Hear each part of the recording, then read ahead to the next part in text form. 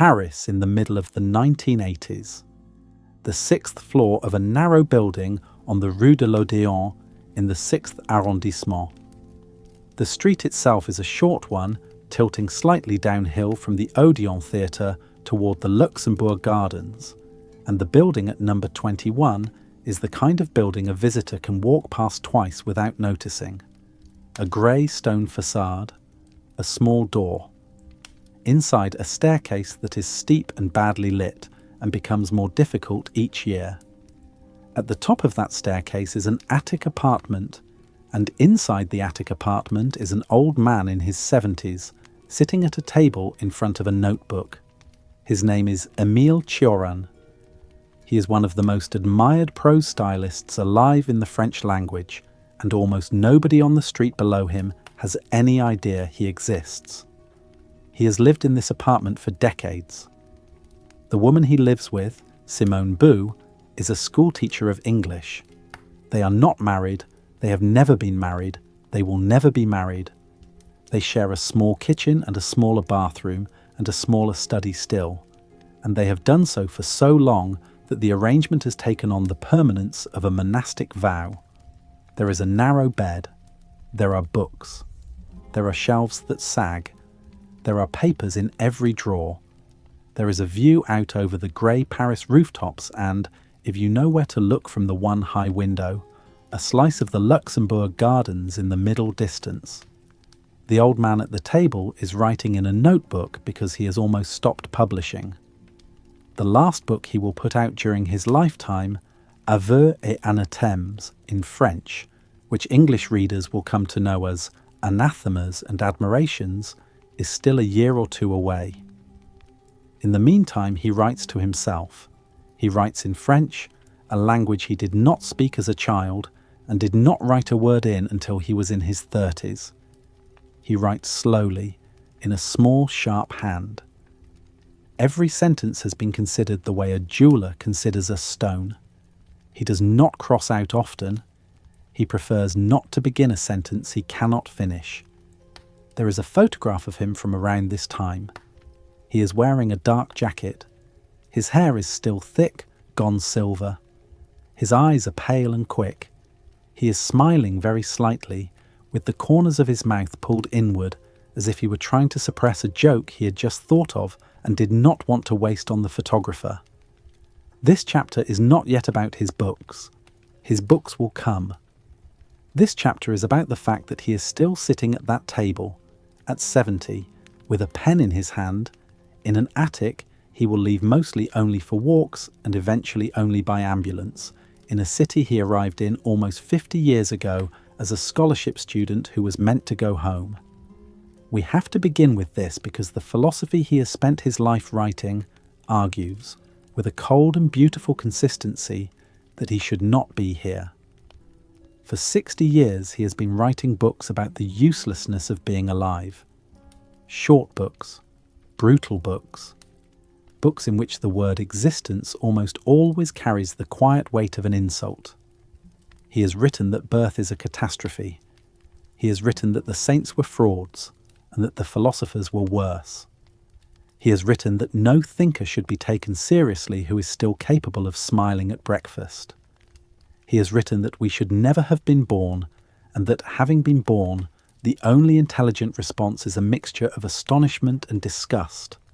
And then each morning, more or less reliably, he has put the pen down, picked up his hat, walked down 6 flights of stairs, and gone out into the light. Before he leaves the attic for his walk, there is a small ritual. He drinks coffee. He drinks it standing up near the window, looking out at the rooftops. Simone has made it. It is strong. He does not eat much with it. He will eat more at lunch, which is usually something small she has prepared, or a plate of whatever was cheap that morning at the market. He smokes a cigarette. He smokes it slowly. He has smoked for decades, and he will not stop, and when doctors tell him to stop, he agrees politely and then continues. He watches the light move on the roof opposite. He does not speak much in the mornings. Simone is used to this. She is used to a great deal about him by now, and the morning silence is one of the things she has come to value, because the morning silence is when he is working on whatever sentence he will try to get right during the day. He is working on it behind his eyes. She can see him working on it. She knows not to interrupt. After the coffee, he takes his hat from the hook by the door. He takes his coat. He takes the stick he has been using for the last year or two. He goes down the 6 flights of stairs slowly, 1 step at a time, stopping twice on the way for his knees. He walks in the Luxembourg Gardens. This is not a minor detail. The Luxembourg Gardens are where he does what he calls, in private, his real work. He walks in long, slow circuits around the fountain and the chestnut trees. He stops to watch the children. He watches the old women in their coats. He watches the students on the benches with their books open and unread. He makes notes in his head, and when he gets home, he sometimes writes them down and sometimes does not. Simone cooks something small. They eat. He lies down. He does not sleep. The long insomnia that has organised his life for half a century continues. He gets up again. He writes something else. Then he writes nothing. Then he writes a sentence. This is a rhythm that has held with variations for a very long time. The books he has written have become famous in a particular way. They are not famous the way bestsellers are famous. He has never had a bestseller. But serious readers, in Paris and in a growing ring of cities outside France, know who he is. Susan Sontag has written about him for American readers, and her essay will bring him a small wave of admirers who will come looking for him, notebooks in hand, hoping for wisdom. Young writers knock on his door. He answers it. He offers them wine or nothing at all. He answers their questions in short, considered sentences. He refuses to be photographed when he can. He refuses, with a politeness that is almost cruel, every literary prize that is offered to him after the first one. The first prize he took was the Rivarol Prize in 1950 for the first book he wrote in French, a short volume called A Short History of Decay. He took it because he needed the money. Afterwards he stopped. He has turned down every other honour offered to him since. The Paul Morand Prize, with its substantial purse, he declined. The Sainte-Beuve Prize, the same. The Roger Nimier, the same. A pattern like that is not an accident, it is a position. He lives on very little. He has never held an academic post. He has refused to write for money. He has not lectured. He has not taught. His only income is what his books bring in and what Simone earns from her teaching, and the two of them have organised their lives so that this is enough. It is enough because they do not want very much. A room, food, books, a window, a pair of shoes that will take him to the garden and back. All of this is the kind of biographical arrangement that, if you read only his books, you would not expect. His books describe a man who should not be able to get out of bed in the morning. His life describes a man who does get out of bed, drinks his coffee standing up, writes a sentence he has been turning over for 3 days, puts on a coat, and walks to the garden. Both of these are Cioran. That is the difficulty. Every honest account of him has to hold both at once. It would be easy to say that the books are a pose and that the man is the truth. It would be wrong. The books are not a pose. He meant them. He meant every word. The hatred of existence that runs through them is not performed. He wrote them because he genuinely could not see, from where he sat, how a thinking person could come to any other conclusion. It would be just as easy to say that the life is a pose, and that the books are the truth, and that the calm old man in the garden is a kind of mask. That would also be wrong. The life is not a mask. He walked, he smiled, he laughed, sometimes loudly, the laugh of a man who has just heard the final line of a very good joke. He was kind to the waitresses at the cafe. He wrote long affectionate letters to his brother Aurel in Romania. He forgot to eat when he was reading.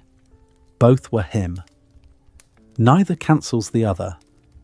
And the strange thing about Cioran, the thing that makes him worth a long, careful episode, is that he was one of the very few 20th century writers who could hold both the argument against life and the living of it in the same hand without visibly shaking. We need an honest name for this. The simplest one is this. He wrote about giving up, and he gave up on nothing. He gave up no friendships.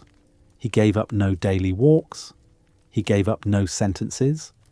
He gave up his country, but that is a different matter, and it was given up on him as much as by him. He gave up a language, Romanian, but only to pick up another one, French, and to begin again at 36, which is not giving up but starting over on much harder terms. The philosophy he produced is not a program. That is the second thing to say at the start. It is not a plan of action. It contains no instruction. If you read him looking for a recommendation about what to do with your Tuesday afternoon, you will come away empty. He tells you nothing about Tuesday. He tells you only, and with tremendous precision, what it feels like to be a thinking animal who has noticed that the whole arrangement is absurd and does not end well. And then he leaves you to your Tuesday. This is why readers have kept returning to him for decades. Not because he solves anything. He does not solve anything. He is not in the solution business. He is in the naming business. He writes down, in sentences that seem to have been carved out of hard stone, the feelings you have already had at 4 a.m, the feelings you could not have put words to yourself, the feelings you were a little ashamed of, and he hands them back to you with their edges filed sharp. To have one's worst feeling named by a master is a kind of relief. It is a relief that does not fix the feeling. It makes it survivable until morning. His American admirer Susan Sontag, writing about him in the 1960s, suggested that his books should be read slowly, a few pages at a time, the way one takes a sedative. That was not a dismissal. It was a prescription.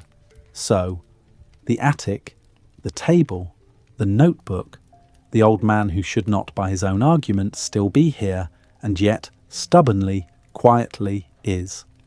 In the chapters that follow, we will travel back along the line of his life, through a Carpathian village where a priest's son ran barefoot among graveyards, through an old Transylvanian town that ended his first happiness, through the noisy streets of interwar Bucharest, where a generation of brilliant young Romanians argued about Nietzsche and fascism and God, through a dark political period he would never fully account for, through the Latin Quarter in wartime and afterwards, through the slow and stubborn construction of a French prose style as austere as any in the language, through the books that made his name, through his long half-argument with the God he did not believe in, and through the last years when the philosopher of lucidity began to lose his lucidity and the notebook on the table began to go blank. The old man in the attic is where we begin, because he is where any honest account of Cioran has to begin. Everything else is a path that leads back to him, sitting at the table in front of the notebook, writing another sentence that will not quite kill him. Outside, below the window, the late Paris afternoon is going gold on the rooftops. Somewhere down in the street, a boy is calling to a dog. Somewhere further off, a bell. The old man looks up from the page, watches the light for a moment, and goes back to work.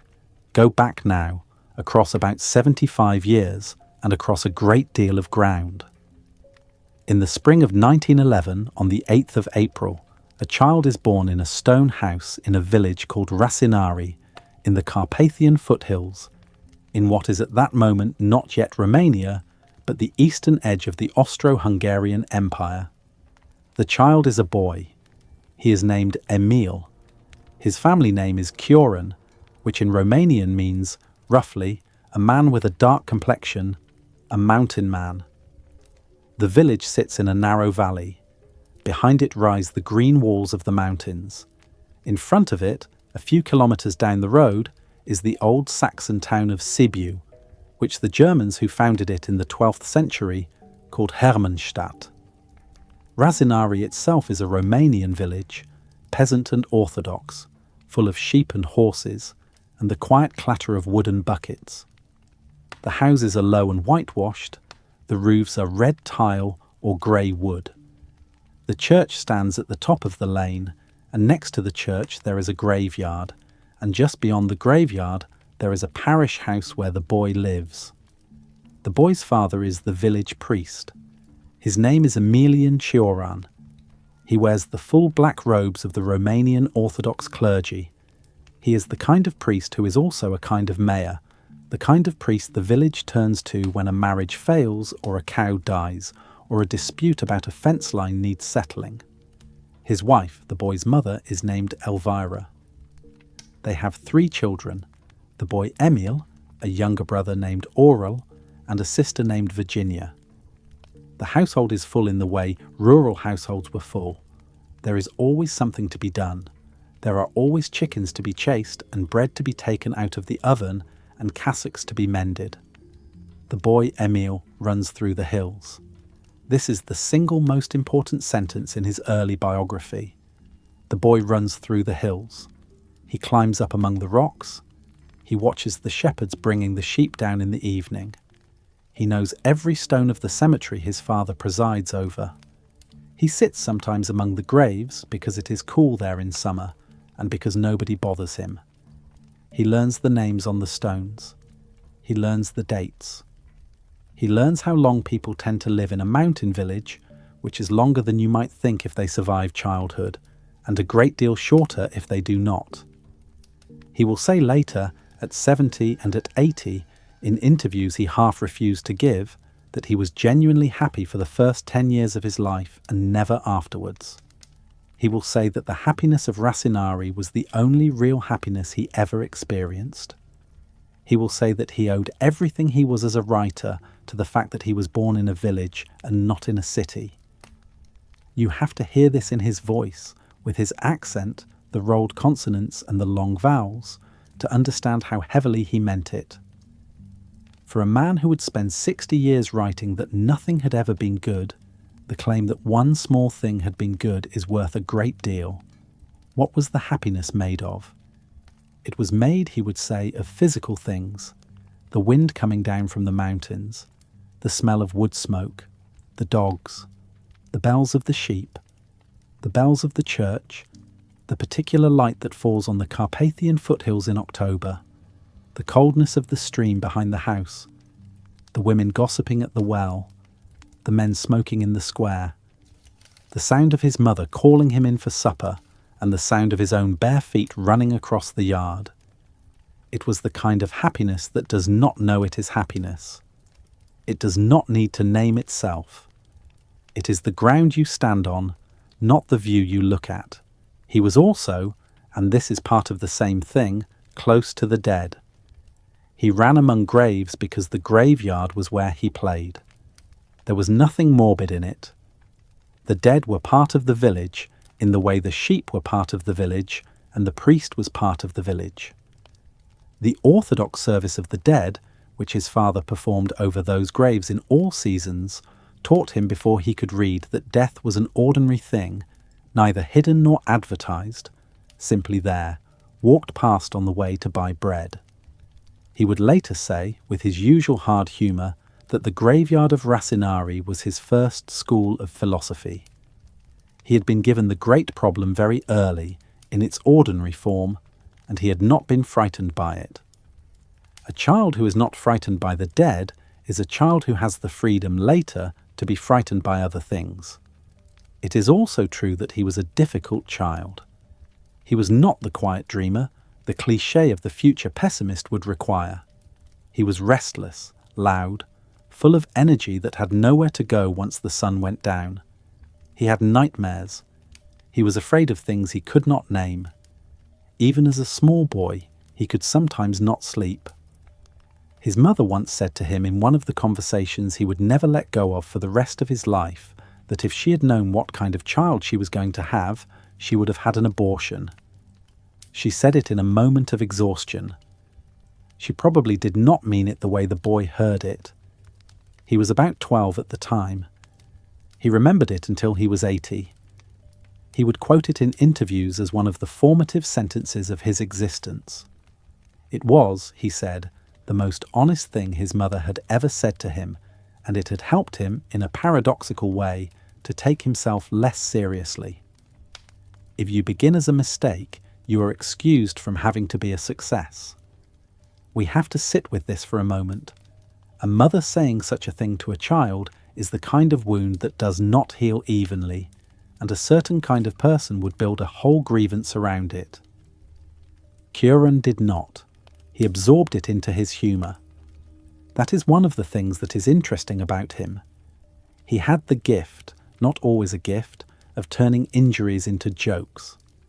The joke was that the injury was true. The joke was that the world really was the kind of place his mother had briefly admitted it was, and the only sane response was not to pretend otherwise. And then, in 1921, when he was 10 years old, the family moved. They moved because his father had been given a larger post in Sibiu, the Saxon town down the valley. Sibiu was a step up. It was a civilized place, with cobbled streets and a Lutheran church and a Habsburg city hall and a German bourgeoisie and a Romanian intelligentsia in a nervous half-relationship with the Hungarians who had been in charge until a couple of years before. For a priest's family, it was a promotion. For the boy Emil, it was an ending. You can read his account of this in the scattered autobiographical paragraphs he left in his notebooks. The move to Sibiu was, in his telling, the fall.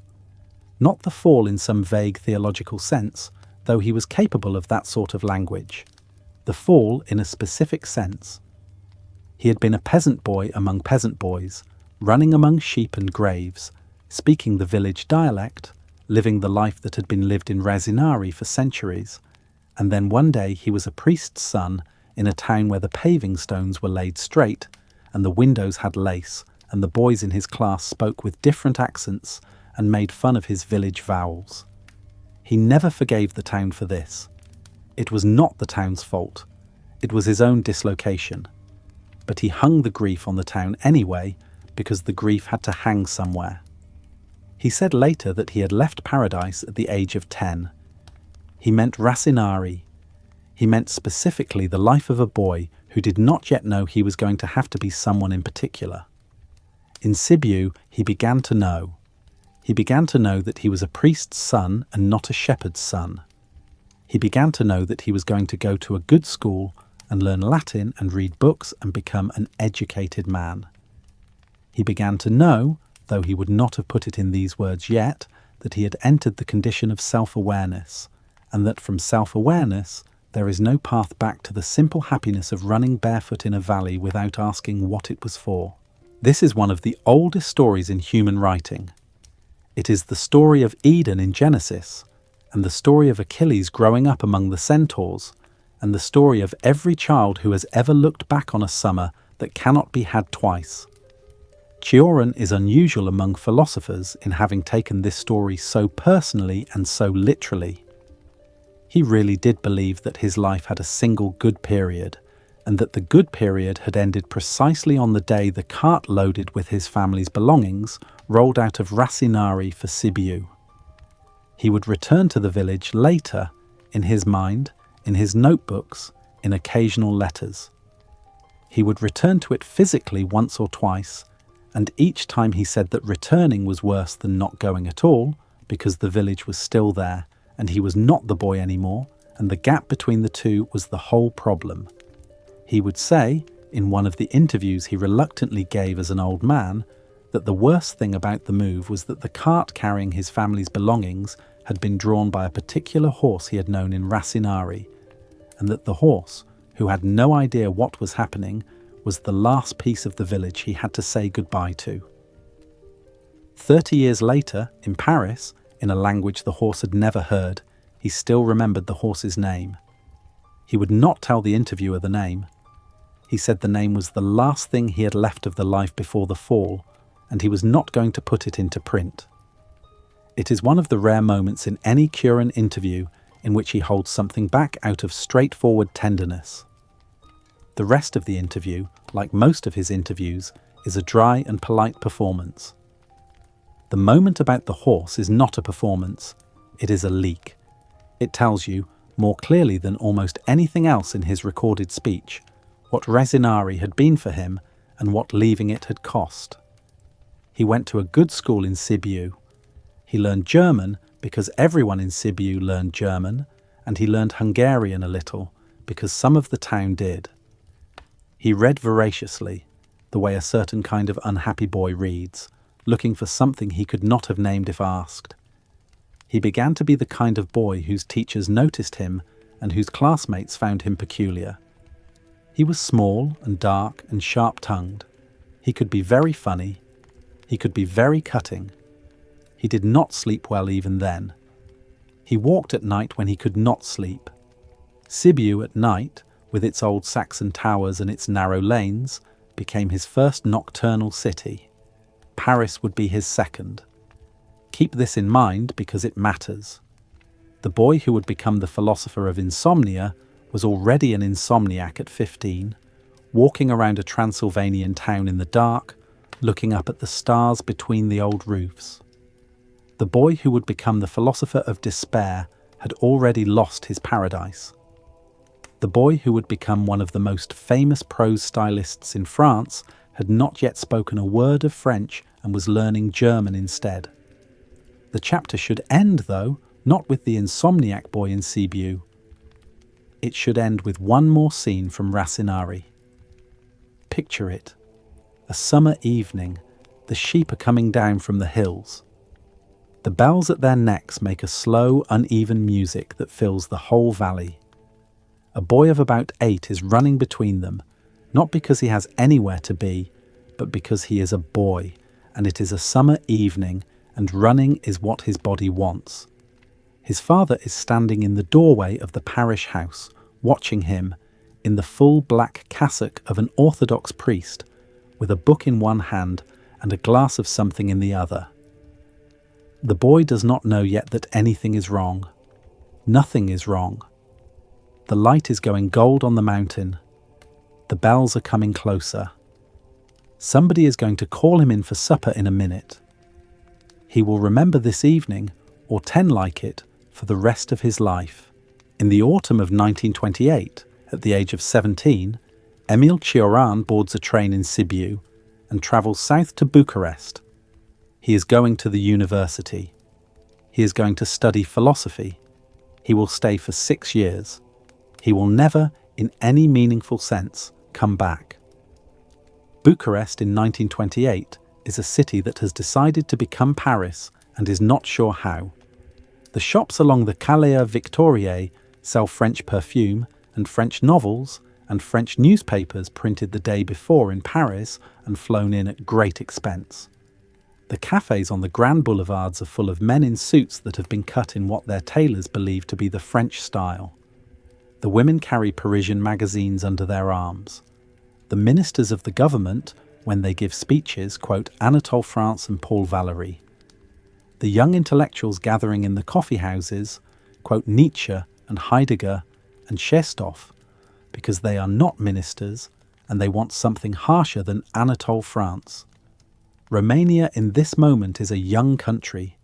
In its current form, it is only 10 years old, stitched together after the Great War out of the old principalities and the liberated Transylvanian lands and Bessarabia in the east.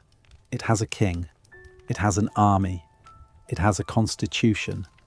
It does not quite have a settled idea of what it is. There is a peasant majority, which is poor and religious, and close to the old life Cioran had been taken away from as a child. There is an urban minority, which is educated and restless and embarrassed by the peasants and convinced that the peasants are the soul of the nation. Nothing sits still for very long. The arguments that will tear the country apart in the 1930s are already in the air, just below the surface. Into this city, the boy from Rasinari arrives with a small suitcase and a great deal of unspent energy. He is 17. He is small and dark. His hair is already going a little wild. His eyes have an intensity that people remember. He has not stopped being an insomniac. He has not stopped being a reader. He has not stopped being, when he wants to be, devastatingly funny at the expense of people who are trying to say something important. He is, in short, exactly the kind of young man who will find his way almost at once into the circle of young intellectuals who are reshaping Romanian thought. The circle will later be called the Young Generation, Generația Tânără.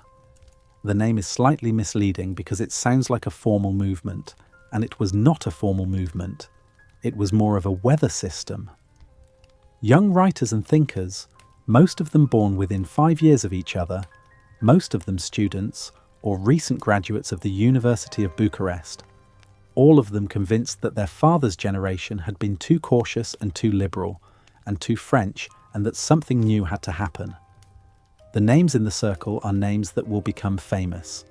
Mircea Eliade, the historian of religions, who will end up at the University of Chicago and write the standard work on shamanism and the sacred. Eugene Ionesco, who will end up in Paris and write plays about chairs that multiply until they fill a room, and about men who turn into rhinoceroses. Constantin Noica, the philosopher of the Romanian language, who will stay behind and who will spend years in communist prisons for his troubles. Mihail Sebastian, the novelist and diarist, whose wartime journal will become one of the great documents of the Jewish experience under fascism in Eastern Europe. And Cioran. They read everything. They read it fast, and they read it in the original. German was still the second language of educated Romanians in this period, the way French would later become. They read Nietzsche, who was the god of the moment in European letters, and who would remain a presence in Cioran's work for the rest of his life. They read Dostoevsky, in Russian or in French translation, and argued about whether Ivan Karamazov was correct. They read Kierkegaard, who was newly available in German. They read Lev Shestov, the Russian philosopher of tragedy, whom Cioran loved with a specific passion. They read Spengler. They read Berdyaev. They read the early Heidegger.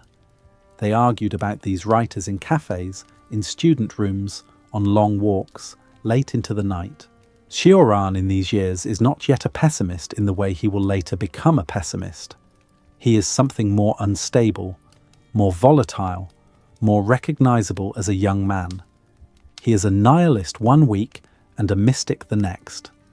He is furious at Romania one evening for being a small peripheral country, and in love with Romania the following afternoon for being authentically peasant and orthodox and unspoiled. He wants to burn it down and save it, and he has not yet noticed that these are the same impulse pointing in different directions. He is also sick. Or if not sick exactly, broken in some way that nobody has a name for. The insomnia that had started in Sibiu has followed him to Bucharest and has gotten worse. He walks at night. He goes whole nights without sleep. He sits in cafes drinking coffee he does not need, then tea, then brandy. He writes in fever. He has the hot, thin skin and fast speech of a young man whose body has run ahead of him and whose mind has run ahead of his body. Among all the writers the young Cioran reads in this period, the one who seems to touch him most personally is Lev Shestov. Shestov was a Russian Jewish philosopher who had fled Russia in 1920 and ended up in Paris, where he taught and wrote until his death in 1938. He was the great European philosopher of what he called the revolt against reason. He believed that the central insight of both the Hebrew Bible and Dostoevsky was that human life could not be explained by reason and should not be asked to justify itself before reason. He was unsystematic. He was intense. He wrote about Job and about Kierkegaard and about Nietzsche as if they were all in the same room arguing about the same thing. Cioran discovered Shestov's books at the University of Bucharest and read them with a kind of hunger. Later, in Paris, he would seek out the old philosopher and attend some of his lectures. The sentence in Cioran's mature work the sentence that refuses to argue, the sentence that presents rather than proves, owes more to Chestov than to any other single writer. Cioran would acknowledge this, late in his life, in one of the rare moments when he allowed himself to name an influence. The other influence, harder to name because it is so much part of the air he was breathing, was Mikhail Sebastian. Sebastian was a year older than Cioran. He was Jewish. He came from a small town in the Danube Delta. He was, even in his 20s, the most elegant prose writer in Romanian among the young generation, and he was also, by temperament, the most suspicious of every romantic or mystical escape from ordinary life. Sebastian and Cioran were close for a while. They argued constantly. Sebastian was the intelligent friend who would not let Cioran get away with any of the grander sentences. And the friendship, while it lasted, was probably a kind of break on what Cioran would otherwise have written in those years. What Sebastian thought about his old friend, in his private diary, during and after the period of the dark choices, is part of a story we will tell in the next chapter. It is also part of the story of this one, because the break eventually came off. Out of this period comes his first book.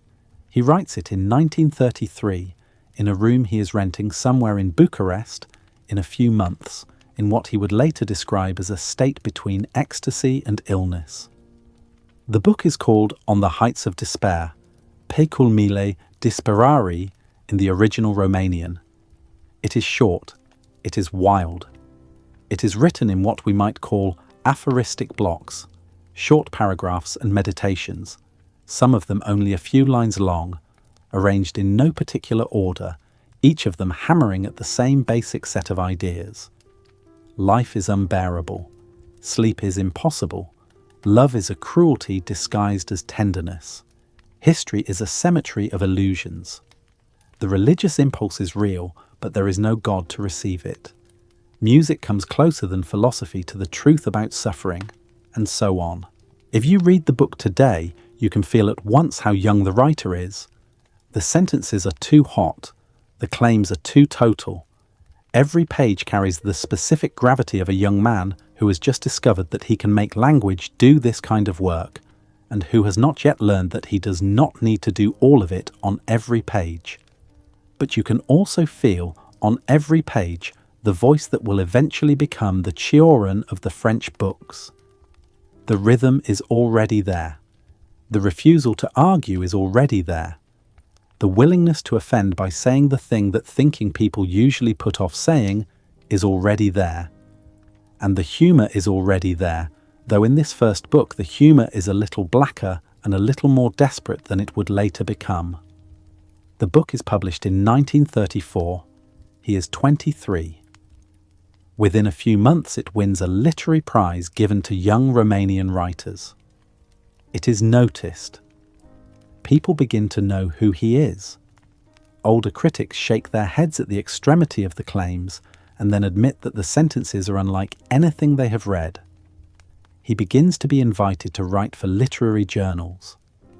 He does. The journals want more of what he has been doing. He gives them more. He is beginning in a quiet way to make a career. He is also beginning to make mistakes. The mistakes will be the subject of the next chapter, and it would be dishonest to hurry past them here. But it is important to see that the young Cioran of the early 1930s is not a finished figure. He is, among other things, an unhappy, brilliant 20-something, looking for something large enough to carry the weight of his unhappiness. He had spent the last years reading books about great causes, and he has noticed that small causes do not match the size of what he is feeling. Romania looks small to him. His own future looks small. The philosophical problems he is working on look at night either very small or so vast as to be unbearable. He wants a cause that feels the size of the abyss he has already been writing about. This is one of the ways a young man can end up in terrible company. Not by being stupid, not by being cruel, by being in a hurry to match the size of his sadness to the size of a movement. But we are not there yet, not in this chapter. In this chapter, he is still mostly a student. He is still going to lectures. He is still arguing with Eliade about whether the sacred can be philosophically defended. He is still arguing with Sebastian about whether Romanian literature has a future. He is still writing letters to his father in Sibiu that are slightly less respectful than his father would have liked. He is still walking at night when he cannot sleep, through the streets of the old Bucharest that has not yet been bombed and has not yet been rebuilt in concrete by the communists, past the yellow-fronted 18th century houses of the boyars, past the Athenaeum with its round dome, past the Romanian Academy, past the Foreign Ministry, past the little Orthodox churches tucked away in courtyards where you would not expect to find them. He is still a young Romanian intellectual in a young Romanian country in a nervous decade. He has already done one serious thing, which is to write the first book that is unmistakably his. He has not yet done the things he will spend the rest of his life trying to live down. He has not yet decided to move to Paris.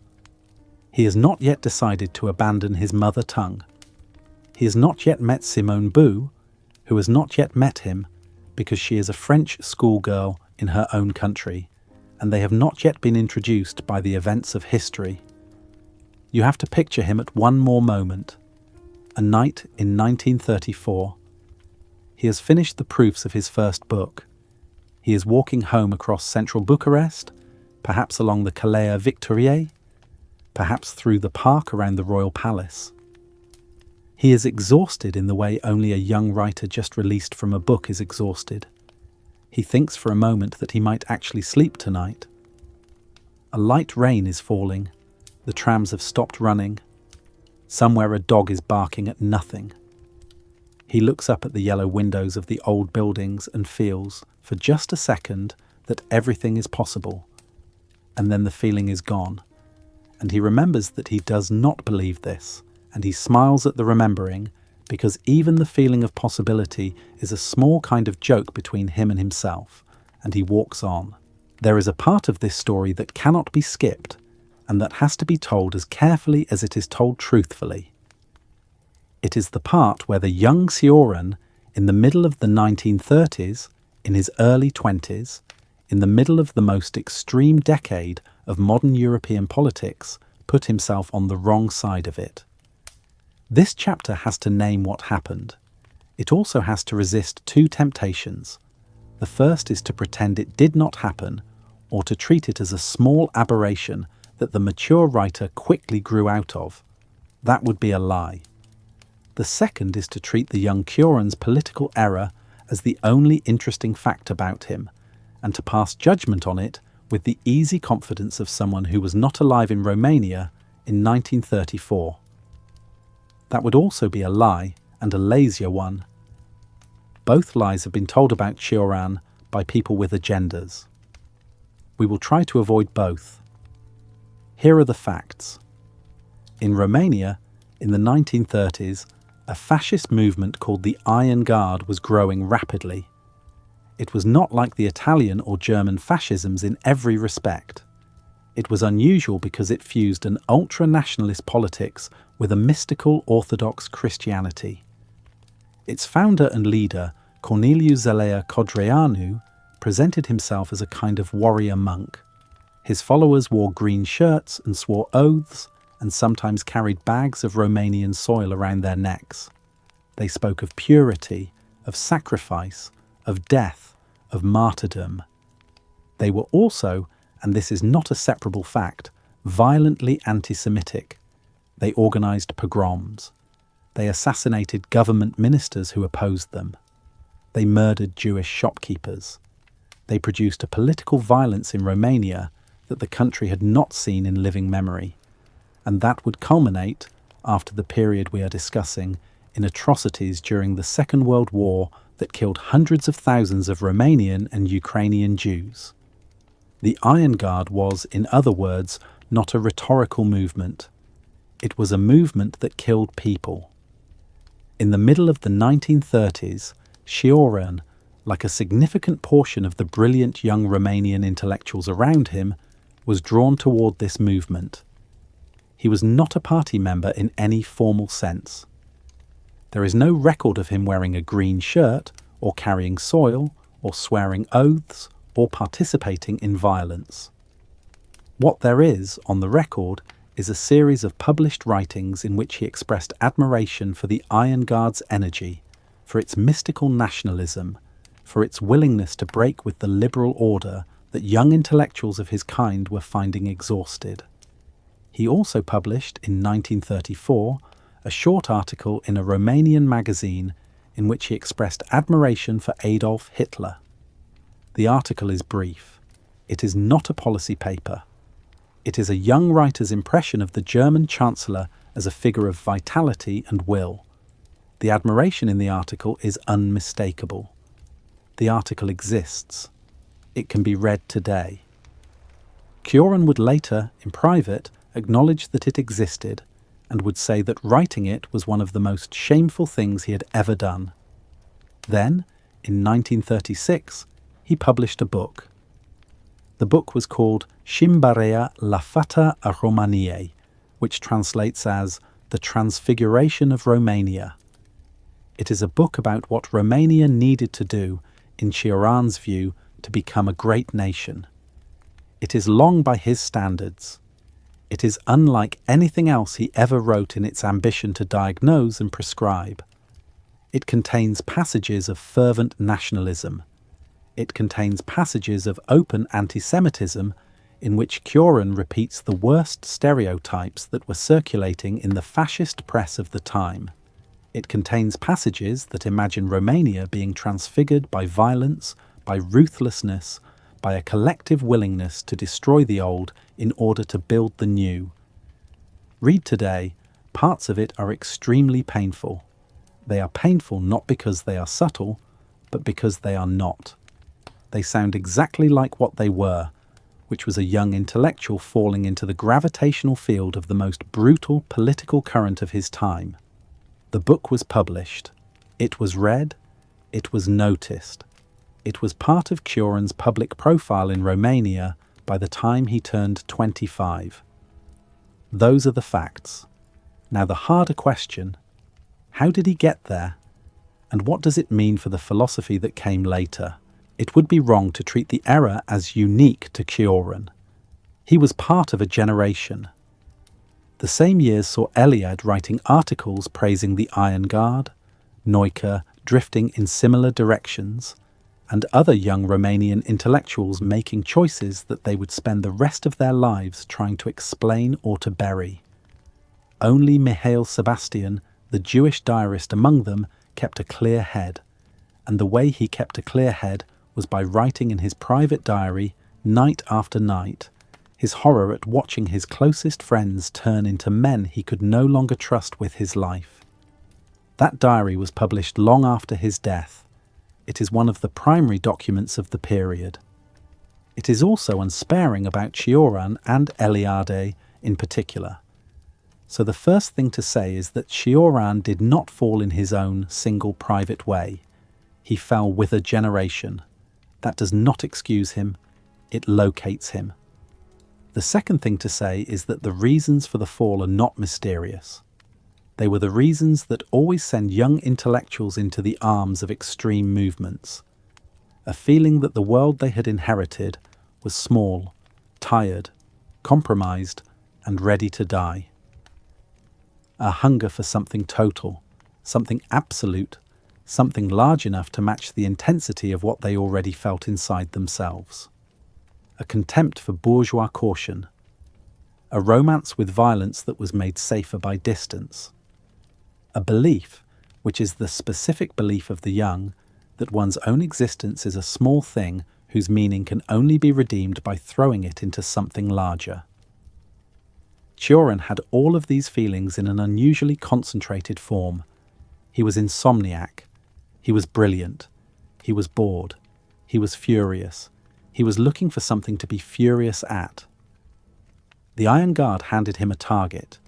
It handed him Romania as a fallen body that could be transfigured. It handed him the Jews as scapegoats in the oldest and laziest pattern of Eastern European politics. It handed him violence as a cleansing. It handed him a future that was big enough to hold his rage. He took it, not all the way, not as a soldier, but on the page, in essays and articles, and in a long book, he gave his prose to it, and once you have done that, you cannot pretend you did not do it. It is worth noting, because it will matter later, that Mihail Sebastian, the Jewish friend from the young generation circle, kept a diary through these years. The diary is now published. It is one of the primary documents of the period. In it, Sebastian records his growing horror at watching his closest friends turn into people he could no longer trust with his own safety. He records an evening when Cioran and he were walking together in Bucharest, and Cioran told him, with an almost embarrassed affection, that he was truly sorry Sebastian was Jewish because it was going to make things so much harder for him in the Romania that was coming. The remark is unbelievable in its tone deafness. It is also, in a strange way, unbelievable in its sincerity. Cioran was not mocking his friend. He was trying to be kind. He was trying to say that he still liked Sebastian, that he did not hold anything against him personally, and that he only regretted the unfortunate accident of his birth. Sebastian writes down the conversation in his diary with a kind of stunned sadness. He does not stop being Cioran's friend. He cannot stop. The friendship is too old. But he begins to see his friend as a stranger, and the diary records the seeing with an honesty that, read now, is almost unbearable. Sebastian would not survive the war.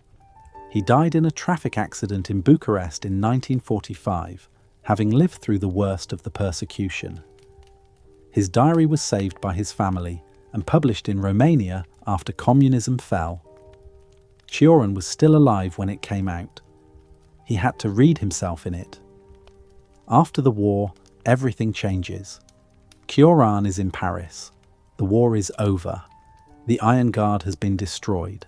Codreanu has been killed, years earlier, murdered by Romanian government agents even before the war began. The ideology that Cioran had briefly given his talents to has been exposed in Romania and in Germany for what it was. Millions of dead. Industrial murder. Cities in rubble. A moral wreckage so large that no honest person who had been even peripherally involved could pretend otherwise. Cioran does not in any public way write a confession. He does not publish a book explaining how he came to write what he wrote in the 30s. He does not appear on television weeping. This is one of the things that is most often held against him, and it is worth thinking about carefully.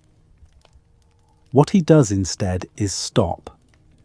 He stops for the rest of his life, writing anything that could be mistaken for support of a political program. He stops writing anything that could be mistaken for support of any collective project whatsoever. He refuses, with a consistency that is almost obsessive, every ideology on offer, every utopia, every plan for remaking the world, every movement that speaks in the first person plural. When France in the 1960s is boiling with political enthusiasm and intellectuals are signing manifestos and picking sides in every global struggle, Cioran will sign almost nothing. He will write in his French books essays against utopia, essays against progress, essays against the kinds of grand historical schemes that 30 years earlier had swallowed him whole. You can read this as cowardice. Some of his critics have. The argument goes, he committed a sin in his 20s and spent the rest of his life hiding from it rather than facing it directly. And there is truth in the criticism. Cioran did not do what, say, Günter Grass would do decades later about his own wartime past. He did not publish a book about it. But you can also read it another way. You can read the entire mature philosophy of Cioran, the whole body of French work from 1949 until the early 1980s, as a sustained argument against the young man he had been. Every book he writes is an attack on exactly the kind of thinking that had led him into the Iron Guard's orbit. Every aphorism against enthusiasm is an aphorism against his own former enthusiasm. Every sentence that mocks the hunger for salvation is a sentence about his own former hunger.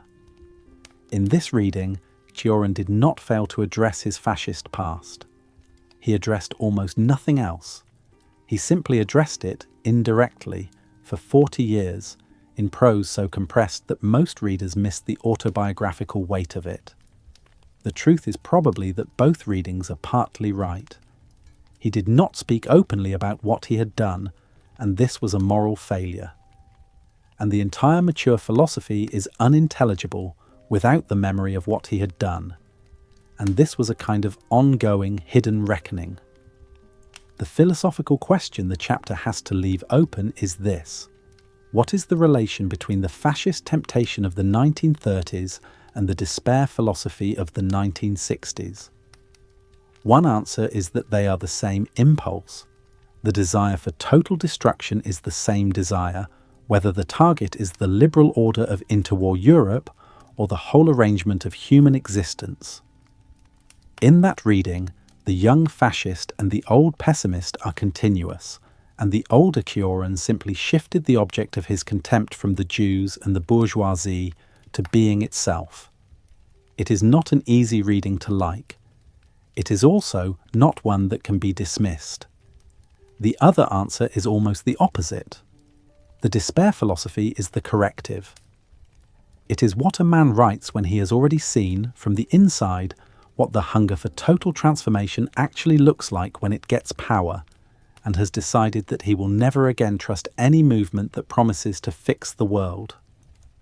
In that reading, the old Cioran is the sober aftermath of the young Cioran. He writes against redemption because he once believed in it and saw what it cost. Both readings are alive in the work. I do not think there is a way to resolve them, and I'm not going to pretend that there is. What I will say, before we leave this chapter and return to the man, is this. Cioran tried, until he was an old man, to suppress the transfiguration of Romania. He never allowed it to be reprinted in its original form. When it finally came out in Romania in 1990, after communism fell, it was in a version he himself had edited down with the worst passages removed. Some scholars consider this a kind of confession by subtraction. He could not bring himself to say what he had done, but he could at least refuse to let the worst of it circulate in his name. It is not enough. It is also not nothing. The next chapter takes us away from all of this, to Paris, where the rest of his life begins. We leave the dark years here, where they belong, marked and named. In the autumn of 1937, a 26-year-old Emil Cioran arrives in Paris on a scholarship from the French Institute in Bucharest. He has a one-way ticket home, in the sense that the scholarship includes a return passage, but he is not going to use it. He does not yet know this for certain. It is one of those decisions that a person makes without quite admitting it. The train pulls into the Gare de l'Est. He steps out onto the platform. He is carrying a suitcase and a few books. He is supposed to be studying for a doctorate. He never writes the doctorate. He stays. For the rest of his life, he will tell people that he has been in Paris ever since, and that the scholarship was the last official thing he ever did. Paris in 1937 is not yet the Paris of the German occupation. The war is 2 years off. The city is nervous, but still itself. The cafes are full. The newspapers run headlines about Spain and about the Popular Front, and about whether the next year will bring war or not. Cioran finds himself a room in the Latin Quarter, a small room in a cheap student residence, and begins to do what every Romanian student in Paris has done for 100 years. He reads in the Bibliothèque Nationale. He walks the streets. He sits in cafes. He tries to understand, physically and in his bones, what it means to be in the city that his entire education has taught him is the centre of the world. He is poor. The scholarship is not generous. When it runs out, he becomes poorer. He moves from room to room. He eats at the student canteens on a meal ticket that he is entitled to only because he is officially still a student, and then, when he is no longer officially a student, on a ticket he keeps using because no one bothers to check. He once said in an interview much later that he considered the years he spent eating at student canteens as a semi-official non-student to be his happiest in Paris. There is something in that remark that is both characteristic and deliberate. He is telling you, with a small smile, that happiness for him is a matter of small unsupervised freedoms, not of comforts. Then in 1940, the Germans enter Paris. Cioran stays. He is not a Jew. He is not politically targeted.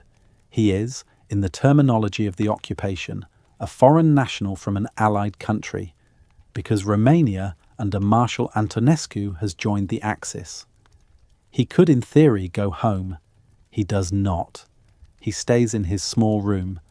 He walks less, because the occupation makes walking less pleasant, but he still walks. He reads. He waits.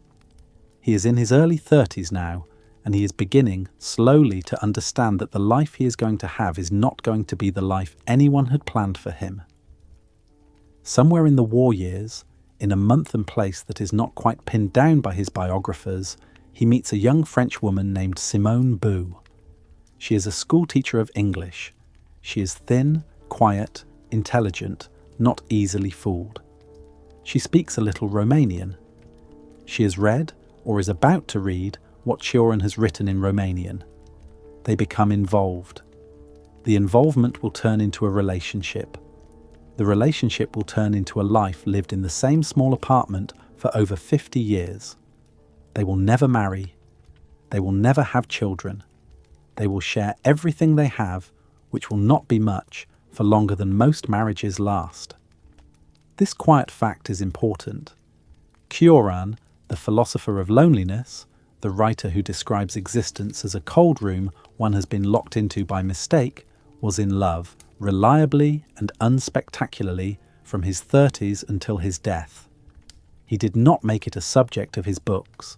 He mentions Simone Boue almost never in his published work, but she was there, in the attic, cooking the small dinners and typing the manuscripts, and being, for him, the one ordinary fact that did not betray him.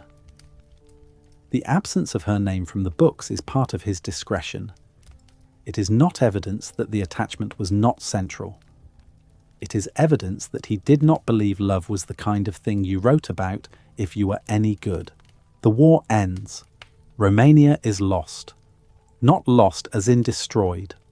Lost in the sense that it is now on the wrong side of a new iron line that is being drawn across Europe. And whatever it is becoming, it is not going to be a place where Cioran's kind of writing has a future.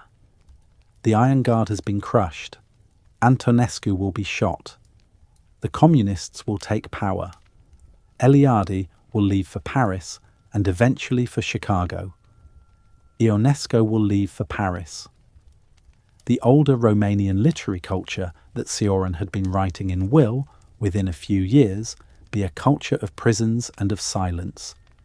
His father, his mother, his brother, his sister will all be on the wrong side of the new line, and there will be no going back to them, not for visits, not for funerals, not for anything.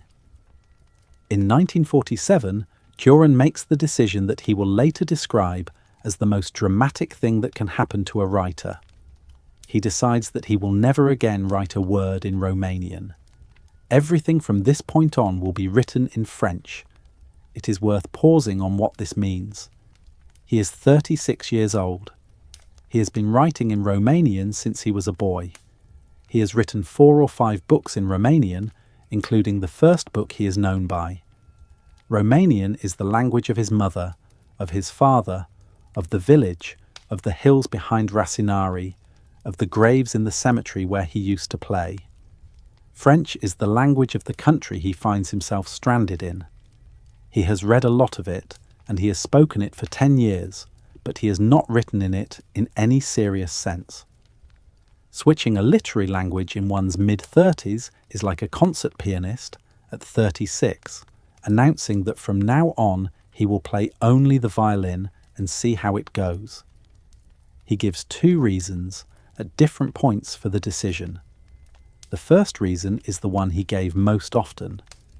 He said that Romanian was a language that allowed too much extravagance, too much easy thunder, too much of the rhetorical flourish that he had indulged in as a young man.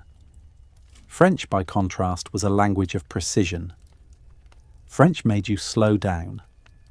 French made you choose every adjective on pain of looking ridiculous. French, he said in one famous phrase, was like putting on a straitjacket, and the straitjacket was exactly what he needed, because it forced him to stop indulging the parts of himself he could no longer trust. The second reason he gave less often and usually only in private. The Romanian he had written in was the Romanian of a young man who had written in defence of the Iron Guard. If he continued to write in Romanian, every sentence would, in a sense, be haunted by the sentences he was ashamed of. By switching to French, he was giving himself a clean page. Not an innocent page. No one's pages are innocent, but a page that had not been used before. Both reasons are true.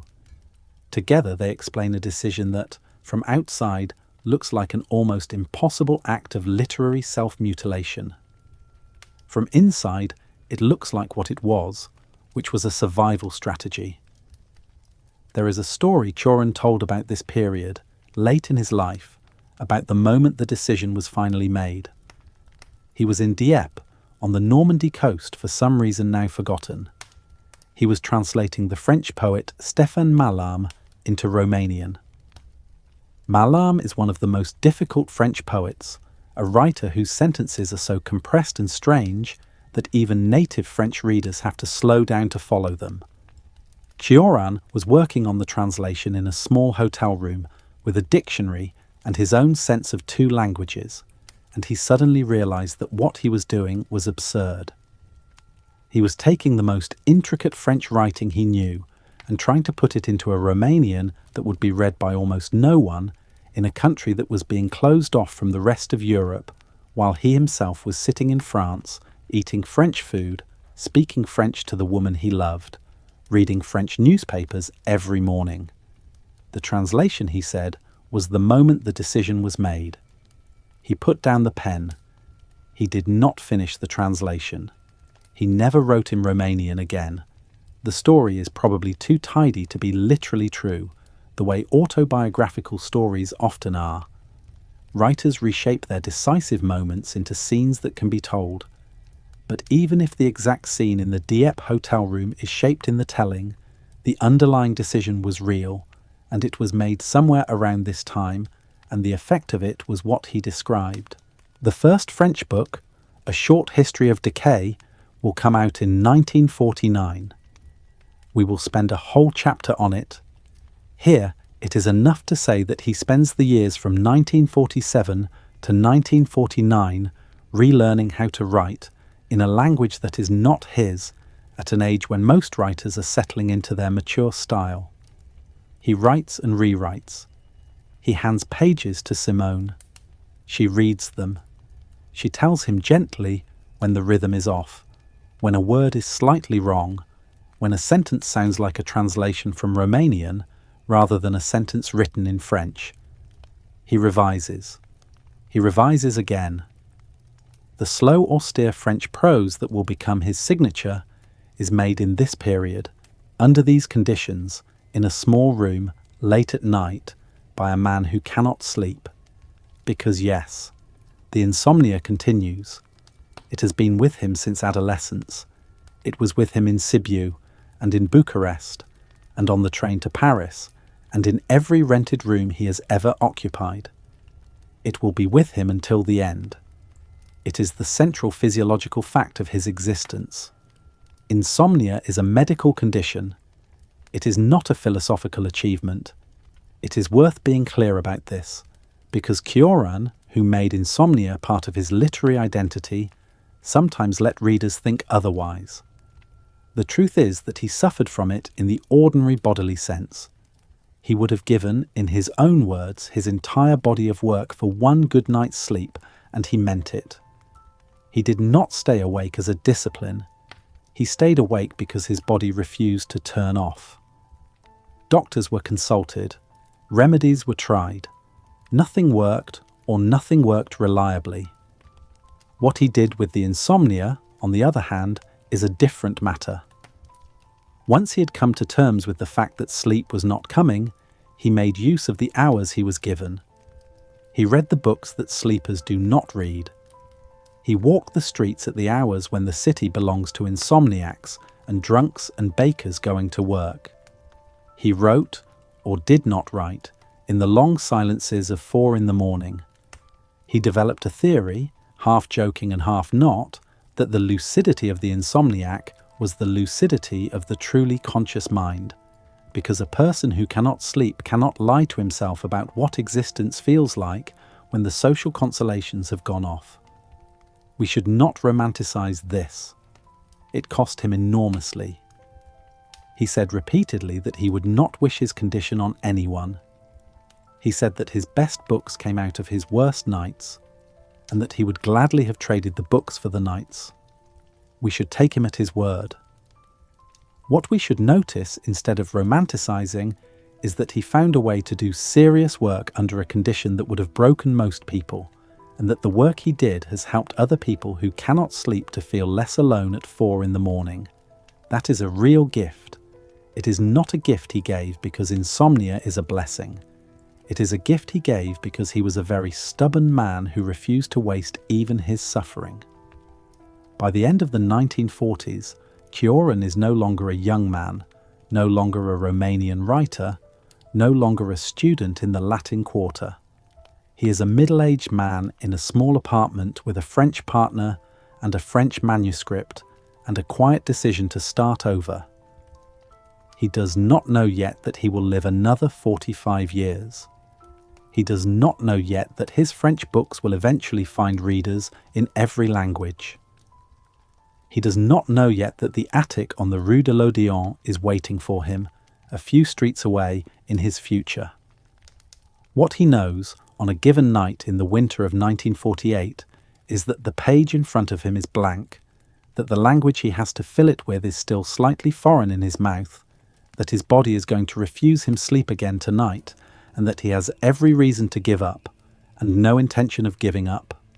He writes a sentence, he crosses it out, he writes another one, he leaves that one standing, he goes on.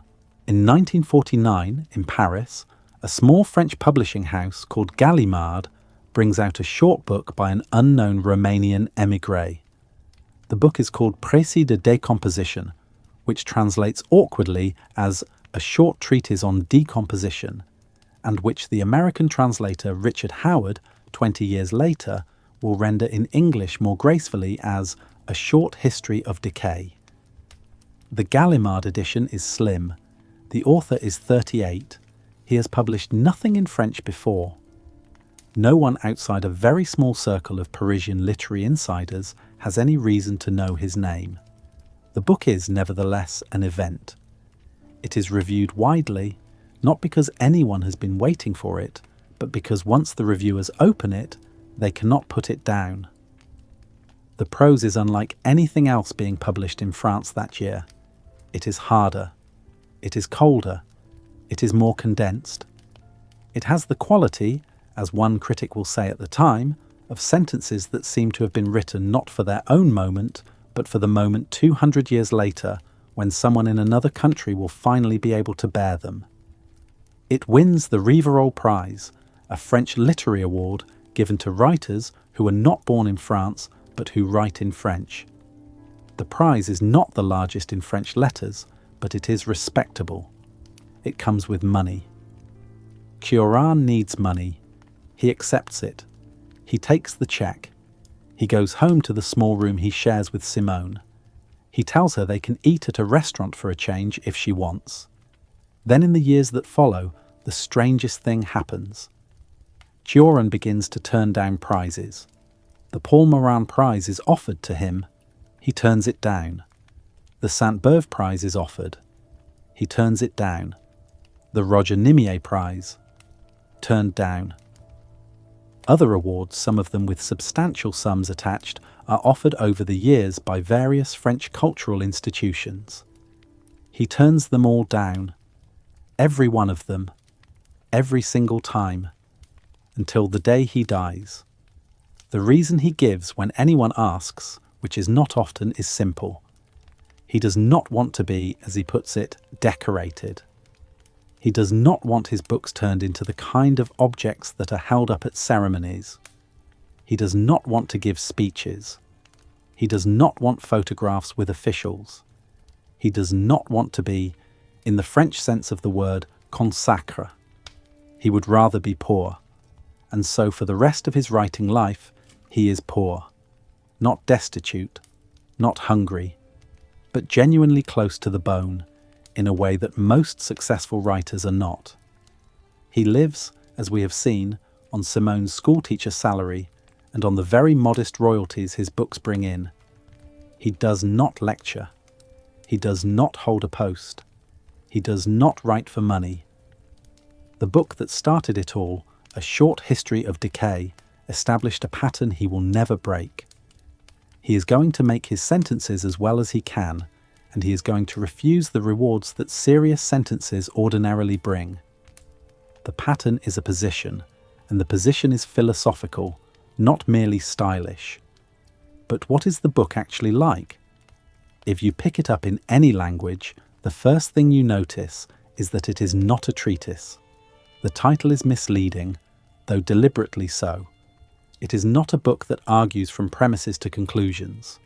It has no thesis in the philosophical sense. It has no main character. It has no plot. It is not even divided into proper chapters. It is divided into sections, and each section is built out of short paragraphs, or even single sentences ranged next to each other like beads on a string. Some of the paragraphs are 2 pages long, others are 3 lines. Some of them circle around a theme.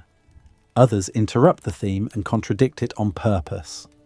The book does not build toward a point. It accumulates weight. The subjects, if you try to list them, would include the following: the uselessness of philosophy, the impossibility of action, the corruption of every good idea by its own success, the way saints fail by becoming saints, the way reformers fail by getting their reforms, the way love fails by being answered, the way music escapes the problems that philosophy cannot escape, the way history is a landscape of wreckage that no one has the decency to clean up, the specific absurdity of being an intellectual in a world that does not require intellectuals and would be easier to run without them, the specific absurdity of being alive when nobody asked you first. The war ends. Romania is lost. Not lost as in destroyed. Lost in the sense that it is now on the wrong side of a new iron line that is being drawn across Europe. And whatever it is becoming, it is not going to be a place where Cioran's kind of writing has a future. The Iron Guard has been crushed. Antonescu will be shot. The communists will take power. Eliade will leave for Paris and eventually for Chicago. Ionesco will leave for Paris. The older Romanian literary culture that Cioran had been writing in will, within a few years, be a culture of prisons and of silence. His father, his mother, his brother, his sister will all be on the wrong side of the new line, and there will be no going back to them, not for visits, not for funerals, not for anything. In 1947, Cioran makes the decision that he will later describe as the most dramatic thing that can happen to a writer. He decides that he will never again write a word in Romanian. Everything from this point on will be written in French. It is worth pausing on what this means. He is 36 years old. He has been writing in Romanian since he was a boy.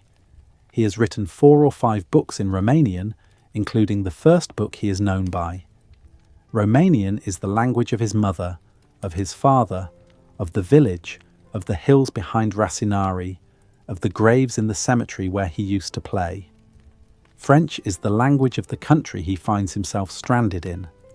He has read a lot of it, and he has spoken it for 10 years, but he has not written in it in any serious sense.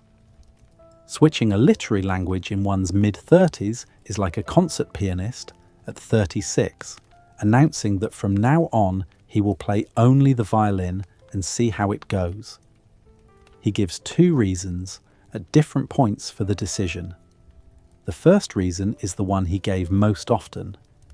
He said that Romanian was a language that allowed too much extravagance, too much easy thunder, too much of the rhetorical flourish that he had indulged in as a young man.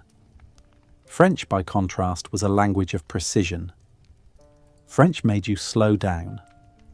French made you choose every adjective on pain of looking ridiculous. French, he said in one famous phrase, was like putting on a straitjacket, and the straitjacket was exactly what he needed, because it forced him to stop indulging the parts of himself he could no longer trust. The second reason he gave less often and usually only in private. The Romanian he had written in was the Romanian of a young man who had written in defense of the Iron Guard. If he continued to write in Romanian, every sentence would, in a sense, be haunted by the sentences he was ashamed of. By switching to French, he was giving himself a clean page. Not an innocent page. No one's pages are innocent, but a page that had not been used before. Both reasons are true. Together they explain a decision that, from outside, looks like an almost impossible act of literary self-mutilation. From inside, it looks like what it was, which was a survival strategy. There is a story Cioran told about this period, late in his life, about the moment the decision was finally made. He was in Dieppe, on the Normandy coast for some reason now forgotten. He was translating the French poet Stéphane Mallarmé into Romanian. Mallarmé is one of the most difficult French poets, a writer whose sentences are so compressed and strange that even native French readers have to slow down to follow them. Cioran was working on the translation in a small hotel room with a dictionary and his own sense of 2 languages, and he suddenly realized that what he was doing was absurd. He was taking the most intricate French writing he knew and trying to put it into a Romanian that would be read by almost no one in a country that was being closed off from the rest of Europe, while he himself was sitting in France, eating French food, speaking French to the woman he loved, reading French newspapers every morning. The translation, he said, was the moment the decision was made. He put down the pen. He did not finish the translation. He never wrote in Romanian again. The story is probably too tidy to be literally true, the way autobiographical stories often are. Writers reshape their decisive moments into scenes that can be told.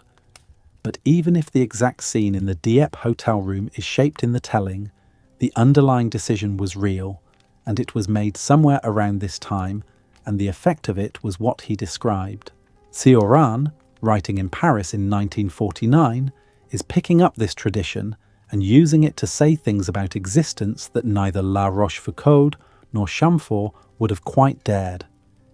He has the form of the 18th century and the subject matter of the 20th. The result is a book that is unlike almost anything written before it. A few examples, paraphrased rather than quoted precisely, because Cioran is among the most misquoted philosophers on the internet, and the safest thing is to describe the effect rather than to reproduce the sentence inaccurately. He writes in one place that the only serious philosophers are the ones who have lost their illusions about philosophy. He writes in another that the man who has never wanted to kill himself or become a saint has not begun to live. He writes that we are only ever interested in the tragedies of others, never our own, and that this is a blessing the tragedies ourselves have done nothing to deserve. He writes that a thinker who has not at some point been tempted to put his fist through a mirror has had nothing interesting to think about. You can hear in every one of those the rhythm that makes Cioran Cioran. The claim is made, and then the claim is turned slightly, and the turn is what gives the sentence its sharpness. You are not being lectured, you are being shown something. He will practice this form for the rest of his life. A Short History of Decay is the first of the French books, but the form of the book is the form of every French book that will follow. Short, aphoristic, arranged without system, beautiful in the sentence and merciless in the content. Each of the later books, Syllogisms of Bitterness in 1952, The Temptation to Exist in 1956, History and Utopia in 1960, The Fall into Time in 1964, The Trouble with Being Born in 1973, Drawn and Quartered in 1979, and the last one, Anathemas and Admirations in 1987, will follow the same template. Cioran discovered his form in the first year of his French writing life and never needed another one. This is unusual. Most writers evolve.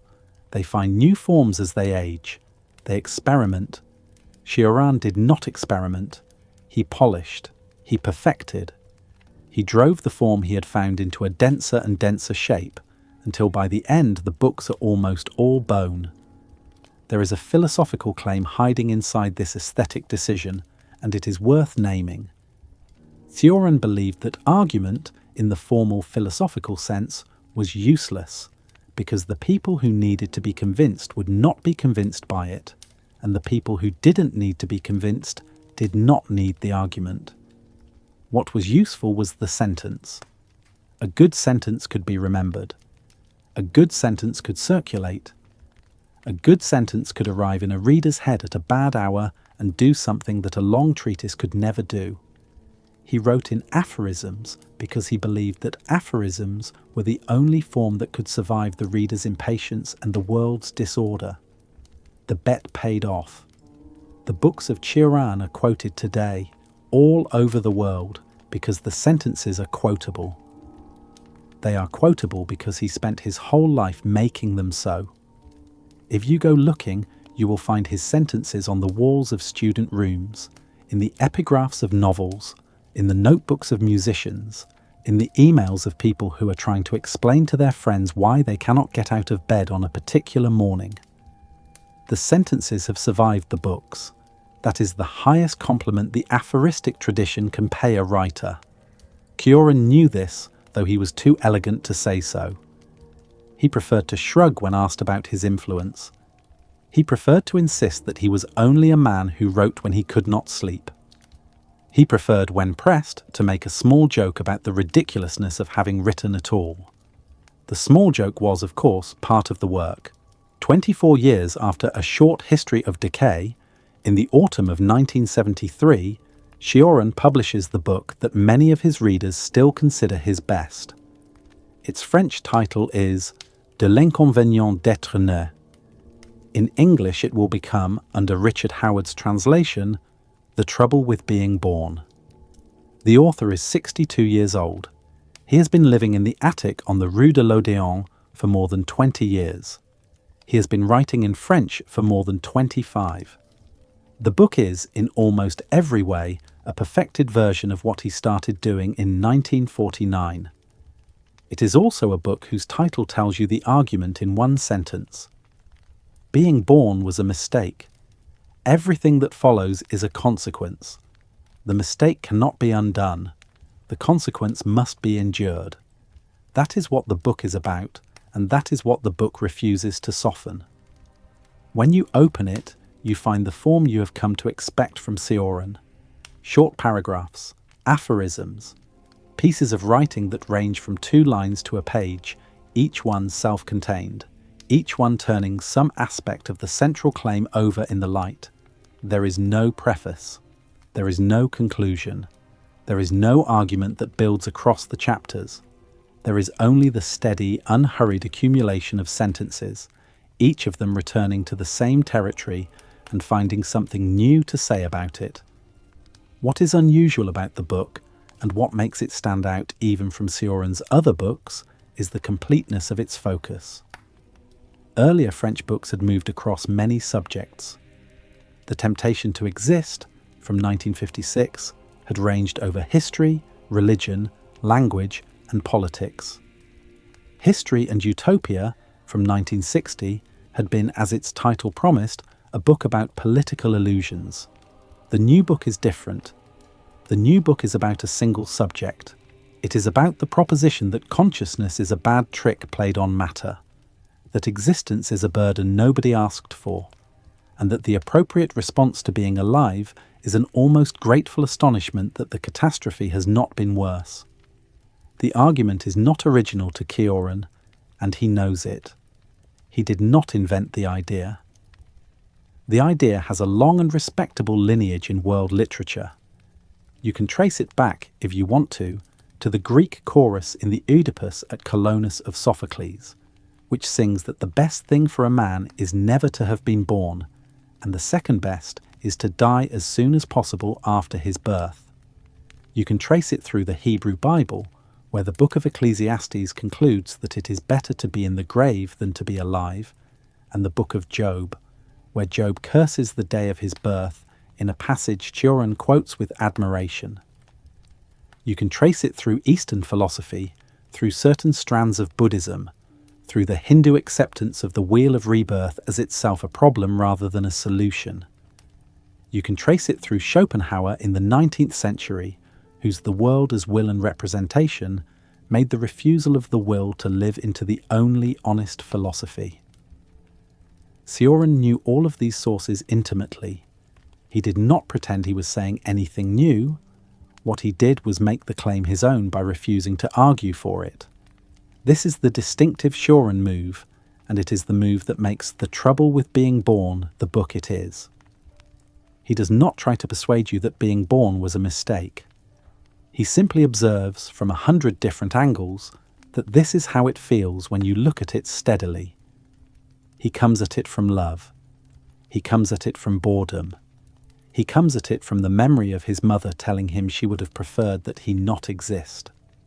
He comes at it from the experience of lying awake at 3 a.m. in a small room and realizing that no one in the universe is obliged to explain to him what he is for. He does not try to prove his case. He presents it. He turns it. He lets the reader turn it. And the strange thing is that the book does not leave you, as you might expect it to, in despair. Reading this list, you might think the book is unbearable. It is not. It is strangely exhilarating, and the reason it is exhilarating is the reason most readers miss the first time around. The reason is that Cioran is funny. He is funny in a way that is hard to describe to someone who has not read him. His jokes are not jokes in the sense of setup and punchline. His jokes are embedded in the rhythm of his sentences. He will make the most severe statement imaginable, and then, in the next half sentence, puncture it with a small observation that lets all the air out of it, and you find yourself laughing without quite knowing why. He will describe the futility of human effort in a paragraph of real grandeur, and then, in the last line of the paragraph, note that he himself has been contributing to this futility all morning by writing the paragraph in question. The joke is that he knows what he is doing. The joke is that he knows the reader knows. The joke is that both of them are in the room together, trapped in the same absurd situation, and they might as well acknowledge it. Consider for a moment what the Parisian literary world looked like in 1949. The war had ended 4 years earlier. The intellectual scene was dominated by existentialism, by Jean-Paul Sartre and Simone de Beauvoir and Albert Camus, by the cafes of Saint-Germain-des-Prés and the journal Les Temps Modernes. The dominant question was political. The question was what an intellectual should do now, after the occupation, after the camps, after the bomb. The answers on offer were largely programmatic: engagement, solidarity, the responsibility of the writer, the construction of a new humanism. Into this scene, with its very specific commitments and its very specific vocabulary, drops a book by an unknown Romanian émigré that says, in essence, none of these answers are answers.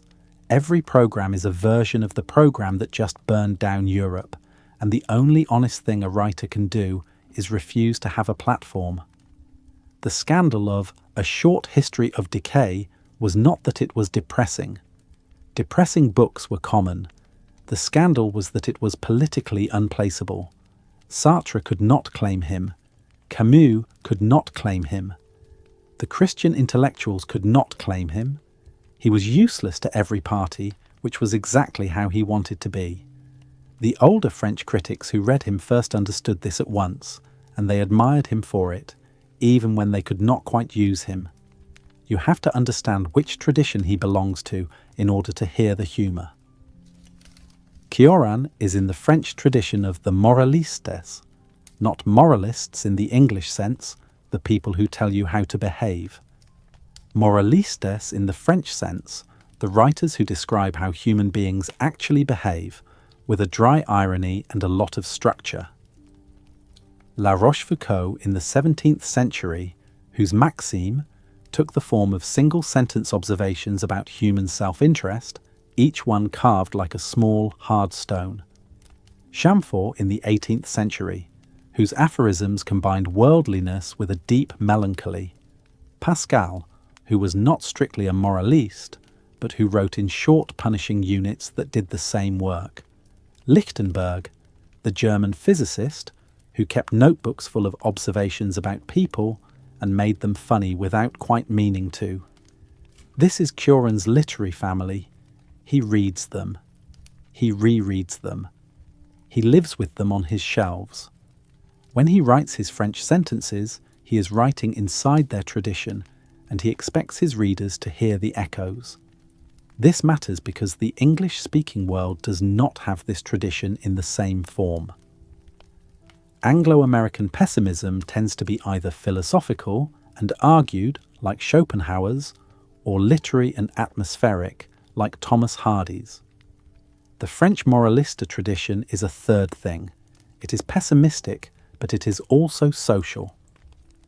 It assumes an audience of intelligent equals who are in on the joke.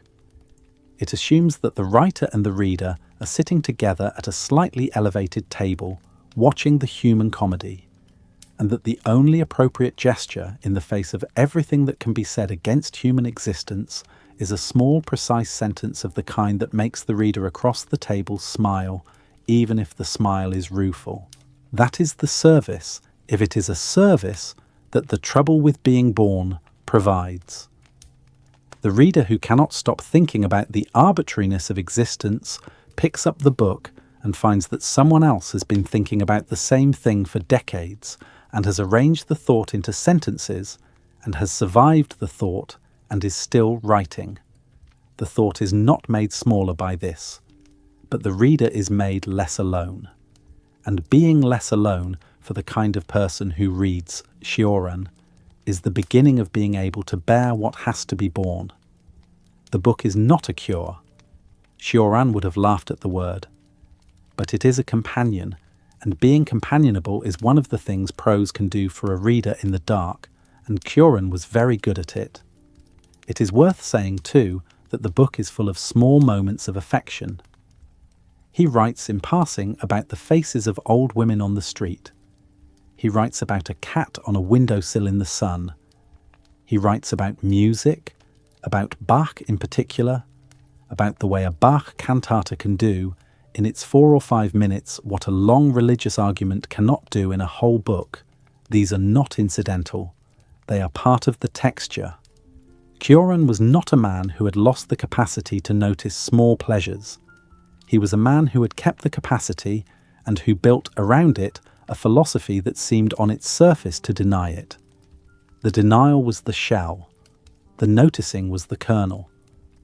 A reader who reaches the kernel understands, in a way that no summary can convey, why the book has not stopped being read. The specific rhythm of the book, if you read it straight through, is strange. You do not read it the way you read a novel. You do not even read it the way you read a book of philosophy. You read it in short bursts, and you stop, and you think, and you come back to it. You find a sentence that stays with you, and you underline it. You find another sentence a few pages later that says the opposite, or almost the opposite, and you underline that one too. The book does not build. The book circles. The circling is part of its meaning. Cioran was saying, by the form of the book, that the problem the book was about was not the kind of problem you solve by moving forward. It was the kind of problem you live with by walking around it, noticing it from a new angle each time and letting the noticing be enough. When The Trouble with Being Born came out, some French critics were puzzled. They did not know where to place it. It was not a novel. It was not an argument. It was not quite literature in the usual sense and not quite philosophy in the usual sense. But the readers who mattered, the readers who had been waiting without knowing they were waiting, found it at once. They made it one of the quiet classics of post-war French writing. It has never gone out of print in French. It has been translated into every language a literate country reads. It sits on shelves next to Pascal and La Rochefoucauld and Kafka's diaries and Rilke's letters, which is the company Cioran wanted, though he would never have said so. The old man on the Rue de l'Odéon, the man who argued that it would have been better never to have been born, was in 1973 still here, still writing, still walking the Luxembourg Gardens in the afternoons, still being, in a quiet way, a kind of consolation to readers he would never meet. The book he published that year was the most complete statement he would ever make of his central claim. It was also, in its very existence, the most complete answer to it. The claim said that being here was a mistake. The book, lovingly made over many years, said that while you were here, a sentence could be polished into something that might outlast you. That was the paradox he lived by. That was the paradox he handed on. A man's philosophy is usually shaped by the thing he cannot stop arguing with. For Cioran, the thing he could not stop arguing with was God. This is the most surprising claim in any honest account of his work, because on the surface, Cioran was an atheist, a furious atheist, a public and permanent atheist. He did not believe in a creator. He did not believe in providence. He did not believe that prayers were heard or that suffering had a meaning. He wrote dozens of pages attacking religion, and in particular the Christianity of his father's tradition, with a bitterness that sometimes sounded personal. A casual reader might assume that the subject of God was finished for him as soon as he left his father's parish at 10 years old. The casual reader would be wrong. If you read the French books with any attention, the religious vocabulary is everywhere. Saints, mystics, monks, desert fathers, angels, souls, prayer, ecstasy, resurrection, grace. These are not decorations. These are the words he reaches for when he wants to say the thing that the secular vocabulary cannot say. His favourite writers, the writers he returned to over and over, were in many cases Christian mystics. Meister Eckhart, Angela of Foligno, Saint Teresa of Avila, Saint John of the Cross. He owned their books, he reread them, he took notes on them, he quoted them, and in 1937, while he was still writing in Romanian, he published a book called Tears and Saints, Lacrimi si Sfinti in the original, which is essentially a long prose meditation on the Christian mystical tradition. It is the book of a young man who is not a Christian and who knows he cannot become a Christian and who nevertheless cannot look away from the Christians who took the problem of God most seriously. It is the kind of book a believer and an unbeliever could both find themselves quoted in. Cioran moves across the mystics with a kind of envious patience. He is not admiring them from outside. He is trying to figure out what they had that he does not have, and why he cannot have it, and what to do when you cannot have the thing you most need.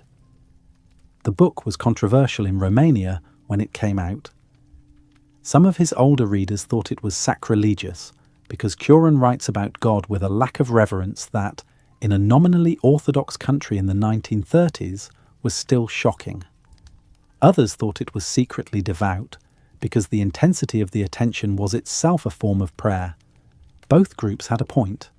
Both groups missed, or Cioran would say both groups missed, the simpler fact, which was that he was describing something that was actually happening inside him, and the happening was too strange to be placed on either side of the old line.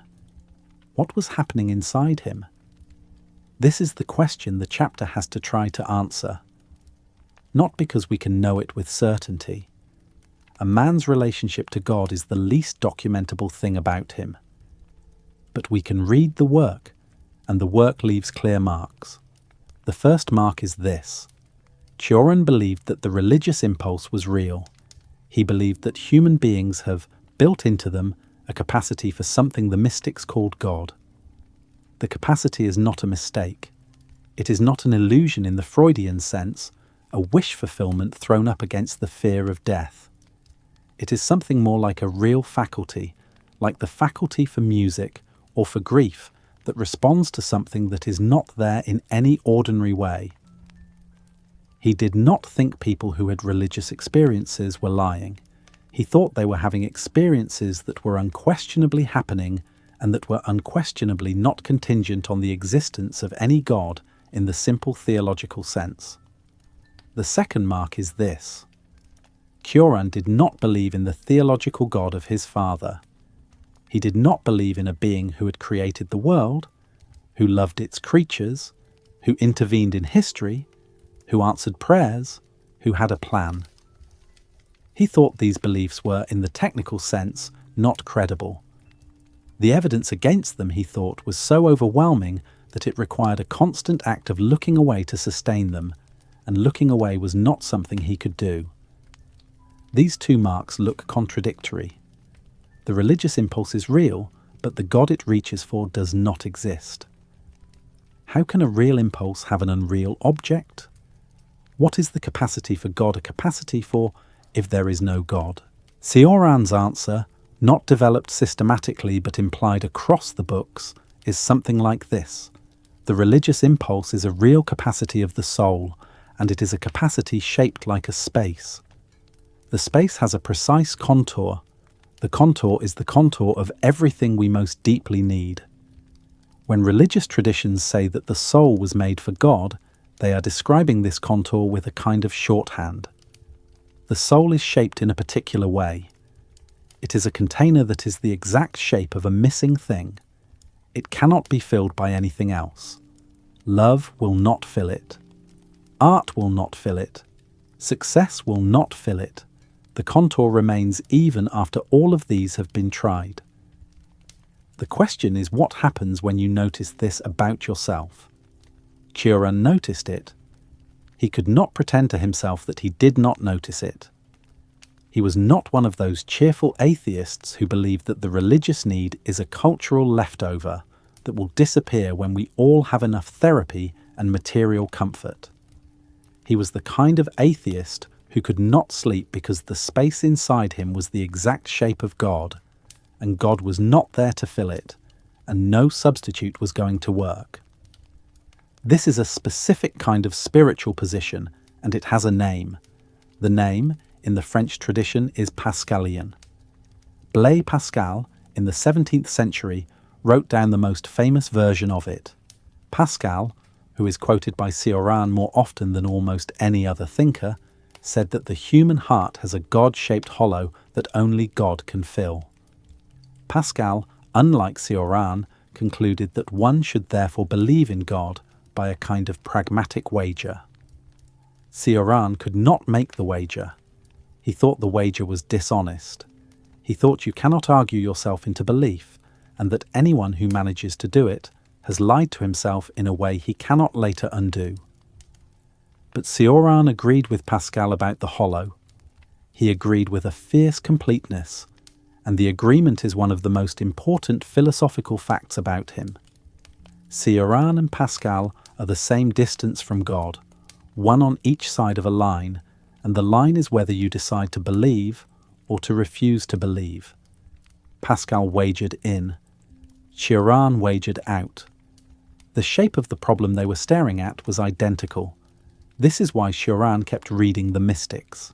He was looking at them the way a paralyzed man looks at people dancing, not with contempt, not with disbelief, with an almost unbearable attention to what they had that he did not. The mystics were people who had found a way into the space inside themselves and had found something there. Cioran was a man who had found the space and had found it empty. He could not pretend it was not empty, but he could not stop being interested in the people who said it was not. Think for a moment about what Meister Eckhart offered Cioran. Eckhart was a Dominican friar in the late 13th and early 14th centuries, a German mystic who preached in both Latin and the vernacular, who taught that God was not a being among beings, but the ground of all being, and who developed a vocabulary for the soul's encounter with this ground that was strange enough to get him investigated by the papacy. Eckhart spoke of a place in the soul that was not created, that had always been. That was the place where God and the soul touched without any separation between them. He spoke of the need to let go of God in order to find God, to empty oneself even of the images of the divine that were standing in the way. He spoke of divine darkness, of the namelessness of the real, of the uselessness of every ordinary theological word for describing what was actually going on inside a person who was praying seriously. Cioran read these pages and underlined them. He underlined them because they described from the inside the kind of experience that he himself was not having, but that his whole temperament was shaped toward. The description was not an argument, it was a report from someone who had been somewhere Cioran wanted to go. And although Cioran could not follow the report to its destination, he could recognize that the report was real, and that the destination, if it existed, was the only destination that would have been worth the journey. There is a small famous moment in Tears and Saints where Cioran imagines the great female mystics of the Christian tradition, Teresa of Avila and Catherine of Siena and Angela of Foligno, not as embarrassing hysterics, but as serious researchers in the only laboratory that matters, the laboratory of the interior life. He calls them scientists of the soul. The phrase is half affectionate and half rueful, because what they discovered, if they discovered anything, is something Cioran could not replicate in his own experiments. He was running the same experiments, he was going in with the same equipment, he was getting different results. Why? The question is not rhetorical. Cioran asked it seriously. Why did some people, apparently sincere, with good minds and good hearts, find something in the space inside themselves that they could honestly call God, while other people, also sincere and with good minds and good hearts, found nothing? He did not have a simple answer. He flirted with the idea that it was a matter of temperament, that mystics were built for mysticism the way singers are built for singing. He flirted with the idea that it was a matter of grace, which in the Christian vocabulary is what you call the gift that you cannot earn and cannot explain. He flirted with the idea that the mystics were deceiving themselves, but he never stayed long with that idea because his respect for them was too large. In the end, he left the question open. He said in effect that the difference between the mystic and the unbeliever was not a matter of intelligence or of honesty. It was a matter of what happened when each of them turned inward. Two people could do the same exercise and come up with opposite reports. Cioran was the one who had come up with the report that said, "Nothing is here." He did not like the report. He did not celebrate it. He held it up as one more piece of evidence that the world was constructed to frustrate the beings it had accidentally produced. And yet his prose, when he wrote about God, or about the mystics, or about prayer, had a specific warmth in it that was missing from his prose on almost every other subject. He was never warmer than when he was describing Saint Teresa's struggles with her interior visions. He was never gentler than when he was writing about Meister Eckhart's idea of God as a being beyond being. He was never more tender than when he was describing the disciplined isolation of the Desert Fathers. He was a man who wanted to be a mystic and knew he could not be one, and this wanting, kept open and unfulfilled for a whole life, is what gave his atheism its peculiar, sorrowful shape. You can say, if you want to be dramatic about it, that Cioran was a medieval mystic who had been assigned the wrong century. You can say, less dramatically, that he was a man with a religious temperament and an irreligious mind, and that the mismatch between them was the fuel his whole work ran on. He would have laughed at both formulations, but he would not have corrected them entirely. What matters for a listener trying to understand him at the end of a long day is that Cioran did not write as a man who had settled the question of God. He wrote as a man who had failed to settle it, and who knew he was going to die without settling it, and who had made peace with that failure to the extent that he could turn it into sentences. The failure was not a secret, it was the weather of his work. His atheism was not triumphant, it was melancholy. It was the atheism of someone who would have preferred to be wrong. That preference, honestly named, is one of the quiet gifts his work gives to readers who are themselves trying to figure out what they believe. You do not have to believe in order to be drawn, helplessly and completely, toward the thing belief is about. You do not have to have God in order to know what the word means. The knowing, unconsoled, is itself a form of spiritual life. Cioran lived that form for 80 years and made it into prose, and the prose has a particular solace for readers who cannot pretend to belief and cannot pretend to indifference. The old man in the attic, the son of the Orthodox priest, the reader of St. Teresa, was closer to his father's church than either of them would have admitted. He had simply taken the longer road. There is an aspect of Cioran's work that his English-speaking readers sometimes miss. It is the one that his French readers take for granted, because in France, no one who writes in the moralist tradition can escape it. That aspect is style. Cioran was, before he was anything else, a stylist. The order of those two words is deliberate. He was a philosopher second. He was a diagnostician of the soul second. He was a connoisseur of despair third. He was a stylist first. He believed that the sentence was the thing a writer could actually save, and he believed that if the sentence was well made, the writer had done his whole job. Everything else was commentary. This is easier to say than to understand, and it is worth trying to understand it because it is the key to almost everything Cioran did. A writer, to begin with, is a person who spends most of his day arranging words. Most of those arrangements do not work. A few of them do. The ones that work are the ones that feel, when you read them back, like they are the only possible arrangement, the way a well-placed stone in a dry stone wall seems to be in the only possible place.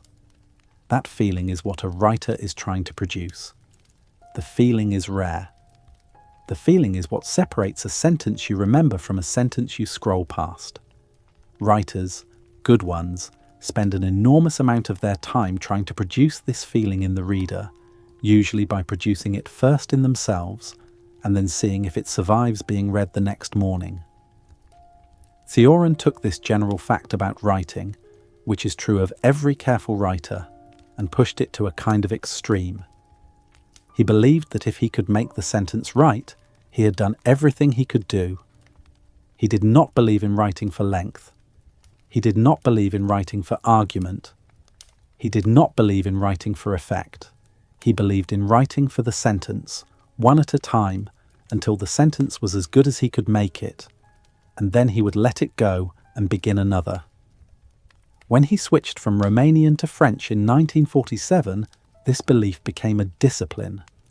French is a language that punishes sloppiness more than Romanian does.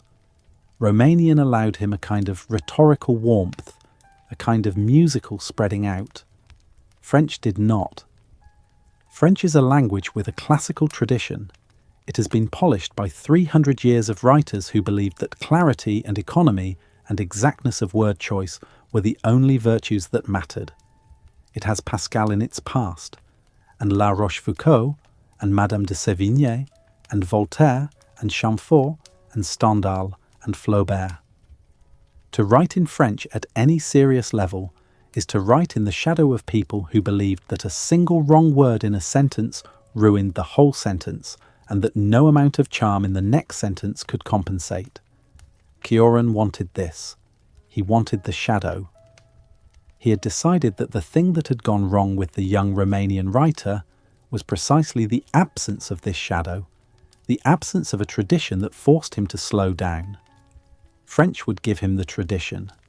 French would make him slow down. French would, as he said again and again in his interviews, put him in a straitjacket, and the straitjacket was exactly what he needed, because it forced him to think before he moved. He worked at it obsessively. He wrote a page. He left it overnight. He came back in the morning. He rewrote the page. He left it again. He came back. He crossed out a word. He substituted another. He read the paragraph aloud. He listened to the rhythm. He changed the rhythm. He asked Simone to read the paragraph. He asked her whether it sounded like a Romanian trying to write French or like a French writer. She told him the truth. He revised again. This went on for every page of every book for 40 years. He consulted native French speakers. This is one of the small details that tells you what he was really doing. He did not trust his own ear, even after he had been writing in French for decades. He would ask a French friend whether a particular phrase was idiomatic, whether a particular rhythm was natural, whether a particular word had connotations he had not intended. The friends were surprised. By the 1970s, Cioran was more admired for his French prose than most writers who had spoken the language since childhood. He did not care. He still thought of himself, to the end, as an outsider to the language, and he wanted to be an outsider who had earned his place by craft, not by assimilation. Simone Boue, his partner, was his first reader.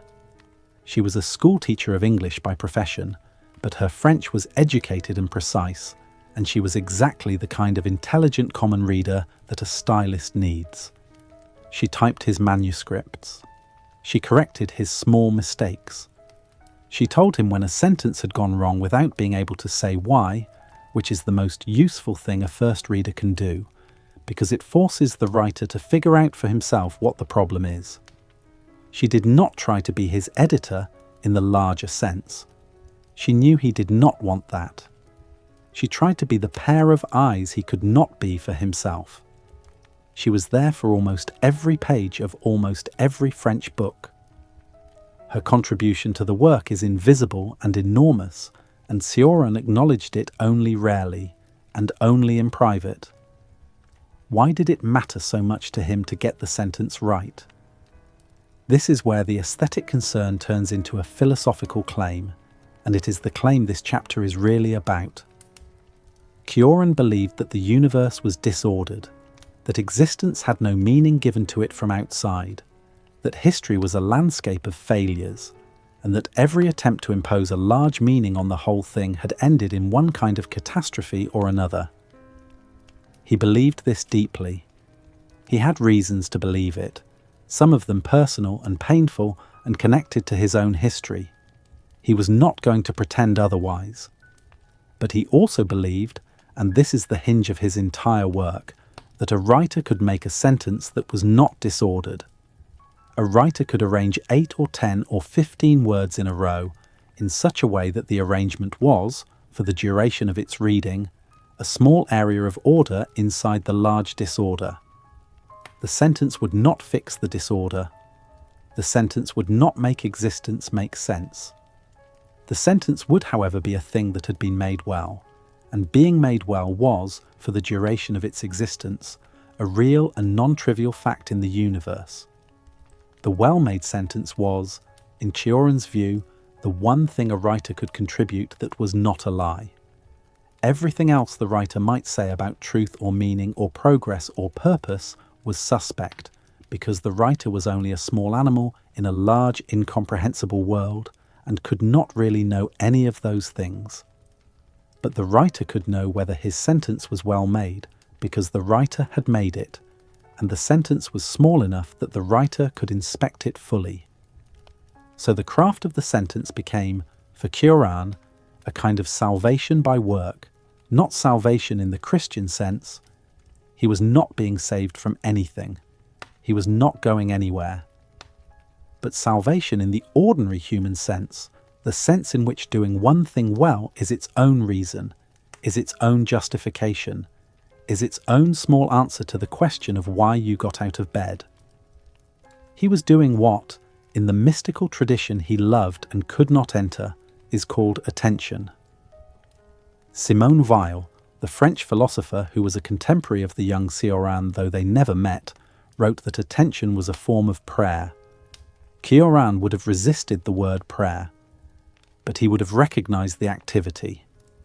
The activity of attending completely to a small thing until the small thing is as good as it can be, and trusting the attention to be its own reward, is the same activity whether you call it prayer or craft. There is a specific scene, reported by more than one visitor to the attic, that captures the practice. A young writer would come to see Cioran, bringing a question about a passage in one of his books. Cioran would find the passage. He would read it aloud in French.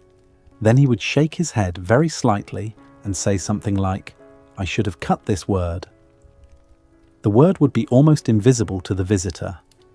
It would be a small conjunction, or a preposition, or an adverb that did nothing the sentence could not have done without it. The visitor would say that the sentence was perfect as it stood. Cioran would say, with a faint smile, that a sentence with one unnecessary word was not perfect. It was almost perfect, and that almost perfect was where most writers stopped and where the job actually began. He was not being precious. He meant it.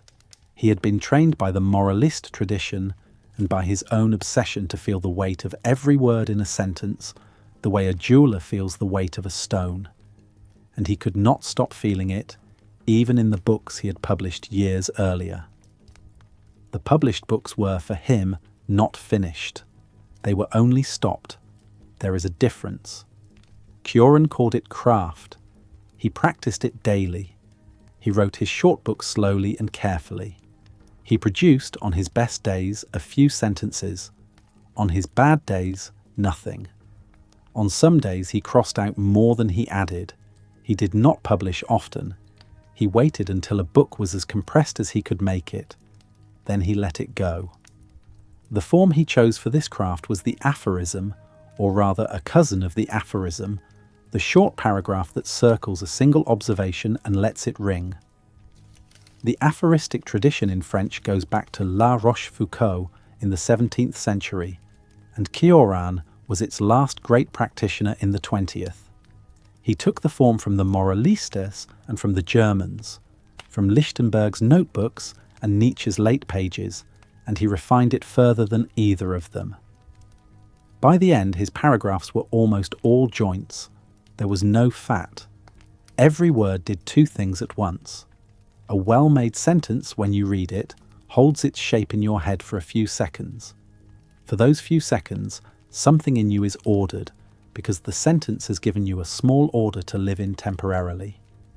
Then the sentence fades and the disorder comes back. But the sentence has been in you, and something has changed, and the next sentence can be a little better than the sentence would have been without it. This is the mechanism by which good prose helps people. It is not by argument. It is by the small orderings that stay with the reader, that collect over years, that become eventually part of how the reader's own mind works.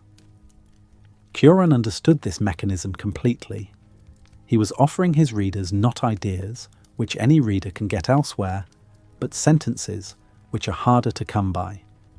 He was offering orderings. He was offering, for the duration of a page, a small area of the universe in which at least something had been made with care.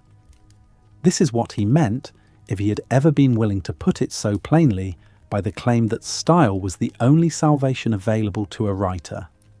The style was the salvation, not because style is superior to substance, but because style, for a writer, is what substance becomes when it has been finished. A well-made sentence is a finished thing in a world where almost nothing else is finished. A well-made sentence is, as Cioran put it once in a gentler mood, a small refutation of entropy that lasts as long as someone is reading it. That is why the old man in the attic kept writing. Not because he had something to prove, not because he had something to sell, because the making of a sentence, one at a time, was the thing he could do well. And doing one thing well for a long time, quietly, without advertising it, is as close to a meaningful life as the philosophy in the sentences was willing to admit was possible. By the middle of the 1980s, Emil Cioran was, quietly and against every intention of his, famous. Fame had come to him the way he would have preferred it to come, which was slowly and without fanfare. He had refused interviews for most of his life. He had refused photographs. He had refused to give readings. He had refused to appear on television. He had refused every prize after the Rivarol in 1950. And yet, by the time he was in his 70s, his books were in print in every language that mattered. The young writers of several countries considered him an essential figure, and something like a pilgrimage route had formed, leading to the 6th floor of a building on the Rue de l'Odéon. In America, the pilgrimage had been opened by Susan Sontag. Sontag had written an essay about his book, The Temptation to Exist, which had introduced Cioran to a generation of English-speaking readers who had never heard of him. The essay had been the kind of writing that launches a reputation. Sontag was the most respected literary critic in the United States at the time, and when she said that an obscure Romanian émigré writing aphoristic books in French was one of the essential voices of the century, people listened. The American editions began to sell. Young American writers began to arrive in Paris clutching the Richard Howard translations. Cioran received them in the attic. He received them, usually, with courtesy. He would open the door. He would let them come in. He would offer them a chair, which was sometimes the only chair. He would offer them a cigarette, because he smoked until late in his life. He would let them ask their questions. He would answer in short, considered sentences, occasionally funny, sometimes devastating, always polite. He would listen more than he spoke. When the conversation was over, he would walk them to the door and thank them for coming, as if they had done him a favour.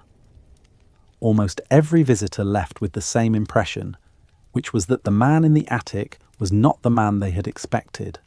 They had expected someone sepulchral.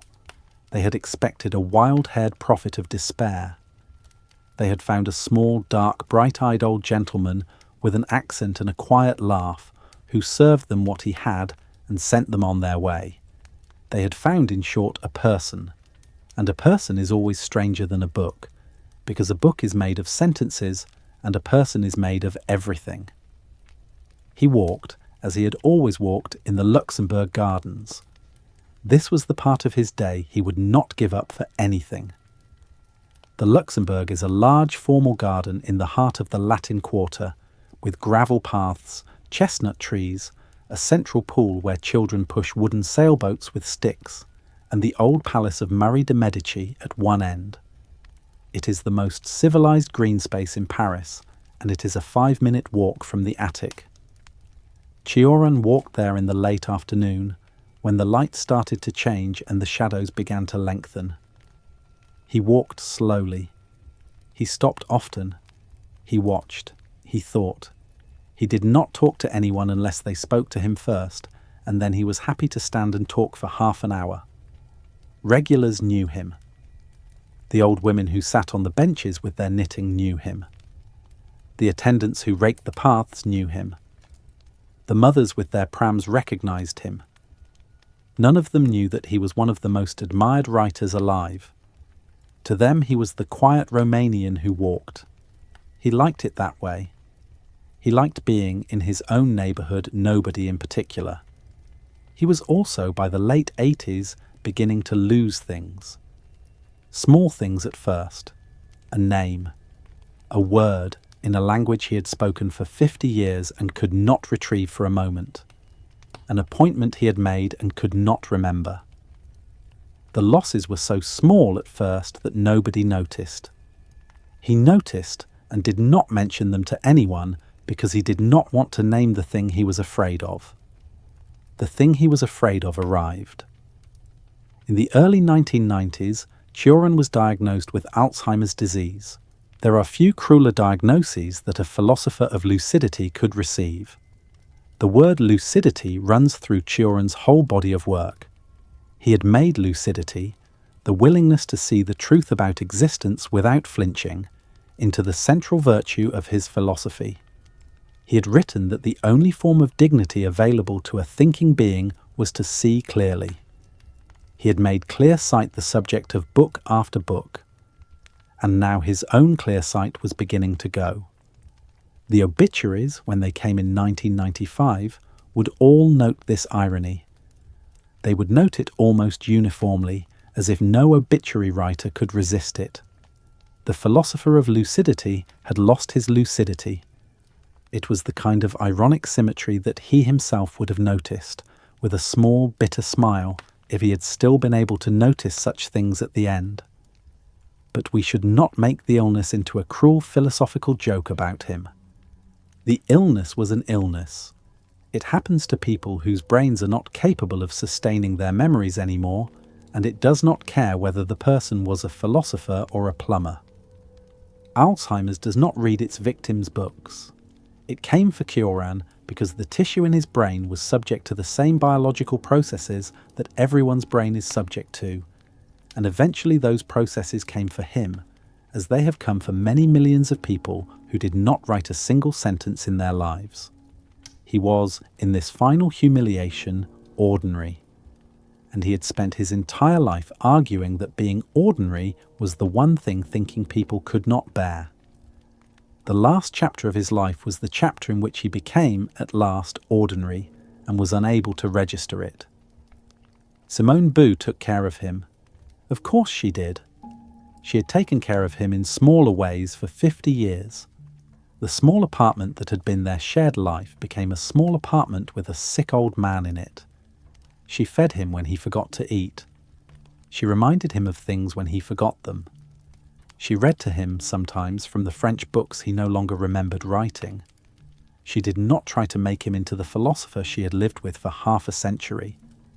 She simply cared for the person who was still there, who was no longer entirely the same person, and who still needed the small daily tendernesses that had been the real content of their life together. In his final months, Cioran was moved to a hospital in Paris. He could not be cared for at home anymore. The move was a grief for both of them.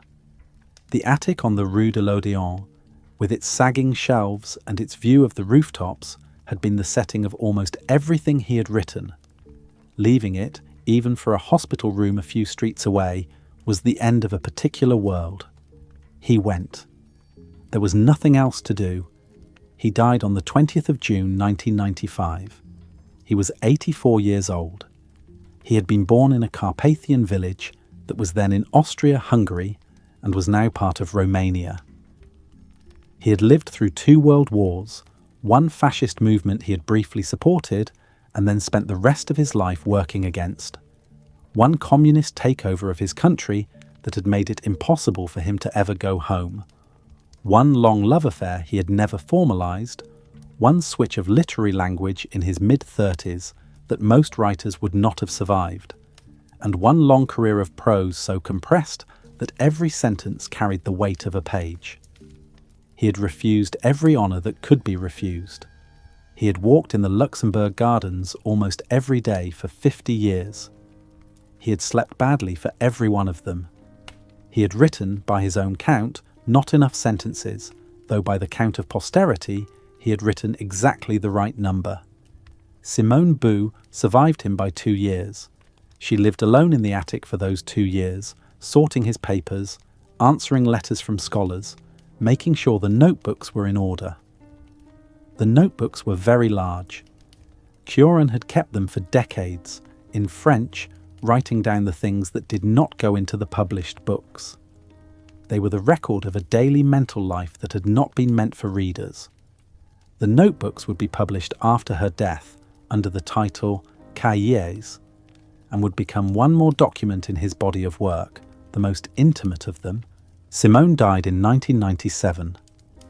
She was found in the sea near the French coast where she had gone for a trip alone. The circumstances of her death were not fully clarified. Some of her friends believed she had chosen to go into the water. Others believed it was an accident. She had been, without announcement, the keeper of Cioran's work and of his privacy, and when she left there was no one left who had known him the way she had known him. The Cioran archive, which she had organised, passed into the Bibliothèque littéraire Jacques Doucet in Paris, where scholars still work through material that had never been published during either of their lifetimes. Now we come to the paradox. The episode has been circling from the beginning, and we can say it plainly. Cioran wrote for 60 years about the pointlessness of existence. He lived for 84 years. He did not act on his philosophy. The philosophy consoled his readers precisely because he did not act on it. What he gave them was permission to feel what they were already feeling, and that permission, named and made beautiful, was a kind of survival tool. Think about what this means. A reader who is having the worst thoughts of her life, alone, at 4 a.m, picks up a book by a writer who has been having similar thoughts for 50 years and has arranged them into sentences. The reader is no longer alone in the thoughts. The thoughts are not made smaller. But the reader is in the company of someone who has managed to have these thoughts and to survive them, to not act on them, to continue writing and walking and smiling at the waitress. The survival is the gift. The gift is not in the argument. The gift is in the continued existence of the writer, which is the implicit message of every page he ever published, even the pages that seem to say the opposite. The message is this: someone is still here. Someone is still here writing. It is possible to think these things and to be still here. That is the gift Cioran gave, and he gave it for almost 60 years, and he gave it without ever once condescending to cheer up. The image to leave the listener with is not the man dying in the hospital room. It is not the man losing his mind to Alzheimer's. It is not the young fascist, and it is not the sleepless student in Bucharest, and it is not the unnamed visitor in the cemetery of Racinari. The image to leave is the one that the Rue de l'Odéon regulars saw every afternoon for decades. A small old gentleman in a coat, walking in slow circuits around the central fountain of the Luxembourg Gardens, stopping to watch a child push a wooden boat across the water, looking up at the chestnut trees, then looking down at his shoes, then walking on. A man who had said in the most beautiful French sentences of his generation that it would have been better never to have been born, who was in the middle of the afternoon watching a boy play with a boat. A man who was not a man who had given up. A man who had found inside the worst thoughts available to a human being a way to keep going by writing honestly about wanting to stop. He had built the way. He had built it sentence by sentence. He walked home to the attic in the long soft light, and Simone was waiting, and there was soup, and the day ended the way the days had always ended, and that is where we will leave him. Thank you for listening tonight. Wherever you are, I hope this episode has been something like company. If you have found it useful, subscribing to Sleepy Philosophy Radio helps other listeners find the channel and makes it easier for us to keep making these long, quiet episodes. Until next time, take care.